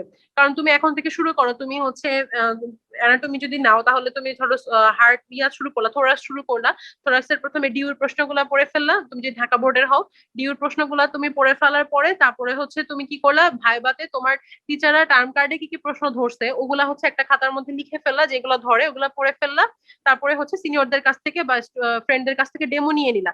যারা হচ্ছে এখনো পড়া শুরু করো নাই বা যাদের গ্যাপ আছে মনে হচ্ছে, তারা হচ্ছে তাদের জন্য বেস্ট উপায় হচ্ছে ডেমো, কারণ এখন তোমাকে আগে হচ্ছে প্রফ পাস করতে হবে। ঠিক আছে, তারপরে হচ্ছে মেইন কথা, কারণ এগুলো হয়তো বা তোমার আমি যতই বলি না কেন বেসিক ইম্পর্টেন্ট, কিন্তু এখন তোমার বেসিক ক্লিয়ার করার টাইম নাই যারা হচ্ছে পড়ো নাই এই কয়দিনে। তো যারা হচ্ছে একটু পিছায় আসো তারা হচ্ছে ডেমোটার উপর খুব বেশি হচ্ছে এমফাসাইজ করবা, ডেমো নেওয়ার চেষ্টা করবা, এবং ডেমো নেওয়ার আগে অবশ্যই আগে নিজে পড়াটা গুছাবা যে আমি এইগুলা জিনিসগুলা হচ্ছে পড়বো, তারপরে হচ্ছে ভাইবা থেকে এই জিনিসগুলা হচ্ছে আমাকে কভার করতে হবে, তারপরে তোমার যে ফ্রেন্ডটা বা যার সাথে তুমি পড়তেছো তারা দুইজন মিলে একসাথে হচ্ছে ওই টপিকটা হচ্ছে কভার করে ফেলবা। প্রফ পাস ইনশাল্লাহ হয়ে যাবে, কোনো সমস্যা হবে না। আর একদমই তো এরকম হয় নাই তো তোমরা বই খাতাই দেখো নাই, কারণ তোমাদের তো আইটেম দিয়ে আসতে হয়েছে, তো একটা না একটা জিনিস তো মনে আছে বা পড়া হয়েছে, তো এত টেনশন করার কিছু নাই। প্রফ পাস করার জন্য 2-2.5 মাস 3 মাস অনেক অনেক বেশি টাইম, কোনো সমস্যা হবে না যদি আল্লাহ রহমত করে ইনশাল্লাহ। অনেক অনেক ধন্যবাদ আপু। এরপর এখানে আরেকটা কোশ্চেন আসছে, ফ্লোর চার্ট যদি লিখে তাহলে কি ডেসক্রিপশন লিখতে হবে নাকি? আমার মতে ফ্লোর চার্ট লেখার পর ডেসক্রিপশন লেখা এত টাইম থাকে না, রিটেনে সব বিশেষ করে ফিজিওলজি আর বায়োকেমিস্ট্রিতে অনেক লেখা থাকে, আর অ্যানাটমিতে ফিগারও অনেক বেশি রাখতে হয়। তো আপু একটা কথা বলেছিল, খাতাটা একদম প্রেজেন্টেবল নিজেরই করতে হবে। কেউ যদি রং করতে চায় তাহলে ওটা আরো বেশি প্রেজেন্টেবল হবে, এটা ঠিক আপুর কথাটা, কিন্তু সাথে সাথে এটাও মাথায় রাখতে হবে মানে খুব প্রেজেন্টেবল করতে গিয়ে বা খুব রং করতে গিয়ে যাতে ফুল অ্যান্সারটা যাতে করে আসে, কারণ ফিজিওলজি বায়োকেমিস্ট্রি অ্যানাটমি সবগুলোতে ফুল অ্যান্সার মাস্ট করতে হবে। তো শুরু থেকেই খুব ফার্স্ট লেখা শুরু করতে হবে। আপু অনেক অনেক ধন্যবাদ, আমরা চেষ্টা করেছি সব কোশ্চেনের ভালো মতো অ্যান্সার দেওয়ার, এবং আপু থেকে অনেক অনেক কোয়েশ্চেন করা হয়েছে, আপুও চেষ্টা করেছে খুব সুন্দর মতো সবকিছু বলার, এবং খুব সুন্দর করে আমাদেরকে উপদেশ দিয়ে দিয়েছে। আমার মনে হচ্ছে আমি যদি আমার প্রফের আগে শায়লা আপুকে পেতাম আর এতগুলো উপদেশ একসাথে এভাবে সেশনে পেতাম তাহলে হয়তো বা আরো অনেক বেশি ভালো হতো। তো আপুকে অনেক বেশি ধন্যবাদ। এবং যারা যারা ফার্স্ট প্রফ পরীক্ষার্থী আছো আর কিছুদিন পর 2-3 মাস পর প্রফ দিবা, তাদের জন্য অনেক অনেক শুভকামনা। আমি জানি হোস্টেলে না থেকে, বাসায় থেকে, করোনা পরিস্থিতির মধ্যে থেকে পরীক্ষার প্রিপারেশন নেওয়াটা অনেক বেশি টাফ। এত মানে আগে হোস্টেলে যেভাবে টাইম টু টাইম পড়া হয় হয়তোবা বাসায় ওটা হয় না, এটাও জানা কথা, বাট কিছু করার নেই আসলে। যদি 2-3 মাস পর প্রফ হয়ে থাকে তাহলে বাসায়ই আসলে হোস্টেলের রমরমা পরিবেশ করতে হবে। তোমরা গ্রুপ করে পড়া শুরু করো, যার সাথে তোমার পড়ার গতি মিলে তার সাথে তোমরা গ্রুপ করে পড়া শুরু করো। আর হচ্ছে অনলাইনে ফেসবুকে অযথা সময় নষ্ট করাটা আস্তে আস্তে কমিয়ে দিতে হবে, যেহেতু সামনে প্রফ, তোমাদের ফোকাস হওয়াটা অনেক বেশি দরকার। আজকে শায়লা আপু অনেক অনেক সুন্দর উপদেশ দিয়েছে, এই উপদেশগুলো যদি আসলে তোমরা অ্যাপ্লাই না করো তাহলে আমি কোনো লাভ নেই। তো আমার আমি আরেকটা আমি বলবো জি আপু। শেষ করার আগে। একটা প্রশ্ন আমি হচ্ছে গ্রুপে দেখলাম, একজন জিজ্ঞেস করেছে অনার্স কিভাবে পায়। আমি এটা নিয়ে একটু 1 মিনিট একটা কথা বলবো। দেখো মানে এই জিনিসটা হচ্ছে আমার একটা ফ্রেন্ড বিভিন্ন সেশনে হচ্ছে বলে, আমিও হচ্ছে এই জিনিসটা অনেক ফলো করি। মনে করো তুমি যখন একটা বিল্ডিং বানাচ্ছ, বিল্ডিং এর থেকে মানে বিল্ডিং এর উপরে কয়তলা তোমার করতেছো তার আগে ইম্পর্টেন্ট তোমার বিল্ডিং এর ফাউন্ডেশনটা। ঠিক আছে, তো বিল্ডিং এর ফাউন্ডেশন যদি তুমি ভালো করে না দাও, তার আগে তুমি যদি হচ্ছে অনেক মানে উপরে হচ্ছে তুমি 10-12 তলা করে ফেললা, দেখা যাচ্ছে 13 তলা করার পরে কিন্তু তোমার বিল্ডিংটা ভেঙে যাইতে বাধ্য হবে, কারণ তোমার ফাউন্ডেশন ভালো না। কিন্তু তোমার যদি ফাউন্ডেশন ভালো হয় তখন তারপরে তুমি যত ইচ্ছা তত তলা করতে পারবা। ঠিক আছে, তো অনার্স জিনিসটা কি, অনার্স হচ্ছে তুমি আমাদের স্কুল কলেজ লাইফে কি হইতো যে আমরা ভালো পড়লে আমরা ভালো মার্কস পাইতাম। ঠিক আছে, এরকম একটা ইয়া ছিল, কারণ তখন শুধুমাত্র রিটেন হইতো, আমাদের পড়ার স্টাইলটা অন্যরকম ছিল। কিন্তু এখানে অনেকে হতাশ হয়ে যায়, কারণ মানে সে যতটা এফোর্ট দিছে ততটা হচ্ছে পায় নাই রেজাল্টের সময়। তো এইখানে তোমরা যাতে হতাশ না হও, এখানে আমি যেন দুইটা কথা বলবো। দেখো আমাদের মেডিকেল সিস্টেমটা অনেকটাই হচ্ছে আনসার্টিন, আমাদের সিস্টেমটা এখনো অতটা সুন্দর না। কারণ যেটা বলেছিলাম তোমাদের, আমি সেশনের মাঝখানে একবার বলেছি যে তোমার ফ্রেন্ড যে হচ্ছে হয়তোবা 10টা প্রশ্ন পড়ে এসেছে, ওর মধ্যে 10টার মধ্যে 5টা কমন পড়েছে, তুমি 50টা পড়ে এসেছো কিন্তু তার মধ্যে তোমার হয়তোবা 3-4টা কমন পড়েছে, বাকি সবগুলা স্যাররা হচ্ছে অন্য জায়গা থেকে ধরে এসছে, যেগুলো কমন না তুমি হচ্ছে পড়েও যাও নাই, কিন্তু তোমার ইফোর্টটা কিন্তু বেশি ছিল, ওই ইফোর্টটা কিন্তু তোমার লং রানে কাজ করবে। তো অনার্স পাওয়া খুবই খুবই একটা ভালো ব্যাপার, মানে হচ্ছে অনার্স যারা পায় তারা খুবই তো অবশ্যই পড়াশোনা করে পায়। কিন্তু মেডিকেলে এমন অনেক অনেক স্টুডেন্ট আছে, এরকম স্টুডেন্টের সংখ্যা অনেক বেশি যারা হচ্ছে বিভিন্ন কারণে অনার্স যাদের মিস হয়ে যায়, কিন্তু তারা কিন্তু অনার্স পড়ার যোগ্য। তোমাদের মধ্যেও দেখা যাবে ম্যাক্সিমামই হয়তো বা ওরকম প্রিপারেশন ছিল কিন্তু কোনো কারণে হচ্ছে পাও নাই, কারণ এই যে 3টা জিনিসের সমন্বয় করা, অনেকের হাতের লেখা ভালো না, আমার নিজের হাতের লেখাই অনেক খারাপ, তো ওইখানে তোমার রিটেনে মার্কস মিস হয়ে যায়। তো অনেক প্লাস পয়েন্ট থাকতে হয়। তারপরে টিচার মানে যেগুলো মেডিকেল হচ্ছে অনেক বড়, তোমরা যারা হচ্ছে এই যে যেসব মেডিকেলে বড় বলতে ধরো 200-250 স্টুডেন্ট থাকে, সেখানে কিন্তু টিচাররা প্রত্যেক স্টুডেন্টকে হাতে ধরে ধরে চেনা যে হ্যাঁ ও ভালো পড়াশোনা করতেছে, এটা সম্ভব না। তখন টিচারদের সাথে একটা হচ্ছে মানে নিজেকে চেনানো বা নিজেকে পরিচিত করার একটা ব্যাপার থেকে, যেটা সবাই পারে না। আবার এখানে যারা যেসব মেডিকেল স্টুডেন্ট একটু কম, 40 জন বা 50 জন, সেসব জায়গায় কিন্তু যারা একটু ভালো পড়াশোনা করে টিচাররা সবাইকে চিনতে পারে। তো অনেক ফ্যাক্টরের উপর ডিপেন্ড করে, বোর্ড টু বোর্ড ভ্যারি করে, তারপরে হচ্ছে তোমার বিভিন্ন মেডিকেল টু মেডিকেল ভ্যারি করে। তোমরা দেখবা যে রিসেন্ট কিছু রেজাল্ট দিলে দেখবা যে এক মেডিকেলে হয়তো 40টা অনার্স দিয়েছে, আরেক মেডিকেলে দেয় 3-4 জনকে দিচ্ছে, কারণ সব টিচারের কাছে অনার্সের ভ্যালুও নাই। কারণ এটা হচ্ছে তোমার অনেকটা মানে সার্টিফিকেট, কোনো মানে তোমার ইয়াতে লেখা থাকবে যে অনার্স পাইছো, কিন্তু এটার কোনো আসলে আলাদা কোনো ভ্যালু নাই কোনো কিছুতেই, যে না অনার্স পাইলে তোমাকে পোস্ট গ্রাজুয়েশনে হেল্প করবে বা তোমার চাকরি পাইতে হেল্প করবে, ওটার কোনোই ভ্যালু নাই। কারণ হচ্ছে আমাদের মেডিকেল সিস্টেমে 60% পেয়ে পাস করাটাই এটাই হচ্ছে অনেক বড় একটা মানে অ্যাচিভমেন্ট হিসেবে দেখা হয়। তারপরে যে অনার্স সিস্টেমটা, এটার মধ্যে যেহেতু একটু এখনো ওভাবে গুছায় উঠতে পারে নাই, কারণ অনেক সময় দেখা যায় মানে আমার নিজের অনেক ভালো ফ্রেন্ড, এত ভালো কনসেপ্ট, এত ওরা গাইড মেন বই সবকিছু এত ভালো করে ওরা পারে, মানে কিন্তু ওরা কখনো অনার্স পায় নাই। ঠিক আছে, হয়তো বা কোনো কারণে হচ্ছে মিস হয়ে গিয়েছে বা স্যারদের চোখে ভাবে পড়ে নাই। তো এটা নিয়ে আসলে তোমরা কখনোই মন খারাপ করবা না। তোমাদের কাজ হচ্ছে ইফোর্ট দেওয়া, বাকি রেজাল্টটা হচ্ছে আল্লাহর উপর, এবং হচ্ছে টিচাররা যেভাবে হচ্ছে ওটার মূল্যায়ন করে, ঠিক আছে। কারণ 1 ঘন্টা বা 3 ঘন্টার একটা পরীক্ষা কখনোই তোমার ইফোর্টকে মূল্যায়ন করতে পারবে না, এটা আমি সবসময় হচ্ছে বলি। এই জন্য আমি অনার্স পাইনি, ও পেয়েছে, বা হচ্ছে আমি হচ্ছে নাম্বার কম পেয়েছি, এইগুলা নিয়ে তোমরা কখনোই হচ্ছে মন খারাপ করবে না। যদি অনার্স আসে তবে আলহামদুলিল্লাহ, যদি না আসে তাও আলহামদুলিল্লাহ, ঠিক আছে। আমাদের কাজ হচ্ছে ইফোর্ট দেওয়া, বাকিটা হচ্ছে আল্লাহর ইচ্ছা। তো এটা নিয়ে কখনো তোমরা হচ্ছে ইয়ে করবা না যে আমার অনার্স আসছে কি আসে নাই, অনার্স পাইলেই হচ্ছে বেস্ট, বাকিরা হচ্ছে বেস্ট না। তো এই জিনিসগুলা হচ্ছে মাথা থেকে ঝেড়ে ফেলবা আগে থেকে। কারণ অনেক সময় আমার অনেক ফ্রেন্ডকে দেখছি এবার রেজাল্ট দেওয়ার পরেও অনার্স, আমাদের মেডিকেলে খুবই কম অনার্স দেয়, তো অনার্স না আসার জন্য ওরা প্রচুর কান্নাকাটি করেছে। তখন আমি ওদের অনেক বুঝিয়েছি, কারণ দিন শেষে তোমার ইফোর্টটা, তোমার নলেজটা ম্যাটার করে, তোমার রেজাল্ট শিটে কি আছে ওইটা ম্যাটার করবে না, ঠিক আছে। তো এইটা হচ্ছে অনার্স নিয়ে কথা। যদি পাও অনেক ভালো, না পাইলেও মন খারাপ করার কিছু নাই। তোমার ইফোর্ট যদি ভালো থাকে তুমি লং রানে অনেক ভালো করবা। এটাই হচ্ছে আমার লাস্ট কথা বলার ছিল। আতিকা। আচ্ছা, আরেকটা কোয়েশ্চেন এসেছে টাইম ম্যানেজমেন্ট নিয়ে, এক্সাম হলে কিভাবে টাইম ম্যানেজমেন্ট করা যাবে। এটা নিয়ে আমি যদি একটু বলি, শুরু থেকেই তোমরা ফার্স্টেই খুব গতি নিয়ে লেখা শুরু করবা, আস্তে আস্তে লিখবা, কোশ্চেন কোনটা চুজ করবা করবা না, এসবে টাইম ওয়েস্ট করা যাবে না। আর অ্যানাটমির ক্ষেত্রে টু দা পয়েন্ট অ্যান্সার করবা, কোনো দরকার নেই হাবিজাবি লেখা লিখার, কারণ টিচাররা এগুলো দেখলে খুবই বিরক্ত হয়। টু দা পয়েন্ট অ্যান্সার করবা, নাম্বার পেয়ে যাবে। আমার কাছে মনে হয় অ্যানাটমিতে নাম্বার তোলা খুবই সহজ ফিজিওলজি বায়োকেমিস্ট্রির তুলনায়। আর হচ্ছে আপু তো বললো যদি রং করো তাহলে আরো বেশি প্রেজেন্টেবল হবে। তো ওখানে ক্ষেত্রে তোমরা আর্টারি ভেইন, তারপর এই যে নার্ভ, এগুলো রং করবা ঠিক আছে, বাট তোমরা টাইমের দিকেও খেয়াল রাখবা যে তোমার কাছে কতটুকু টাইম আছে। এমসিকিউর ক্ষেত্রেও টাইমের দিকে নজর রাখবা, টাইমের দিকে নজর রেখে এক্সাম দিবা। আর আমাদের সিমিউ বোর্ডে আমি একটা জিনিস খেয়াল করলাম, ফিজিওলজিতে টিচাররা কেন জানি নাম্বার দিতেই চায় না। আমাদের 18-19-এর রেজাল্টে অ্যানাটমিতে অনার্স এসেছে কিন্তু ফিজিওলজি বাই বাই অনার্স আসেনি। আপু তো একটু আগেই বললো যে অনার্সটা আসলে ডিপেন্ড করে অনেক কিছুর উপরে।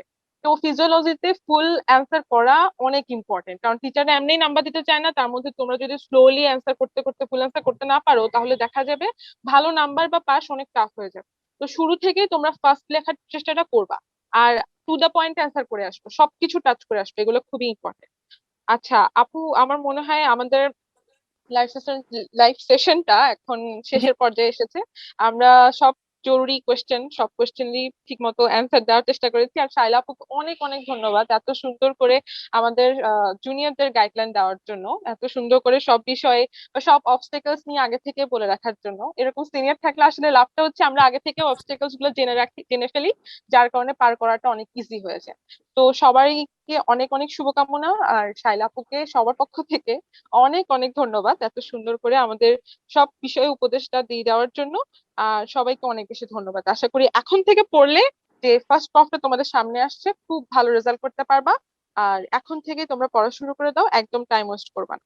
আপু আমরা তাহলে এখন শেষ করি। হ্যাঁ আতিকা, তোমাকেও ধন্যবাদ এত সুন্দর করে প্রোগ্রামটা পরিচালনা করার জন্য।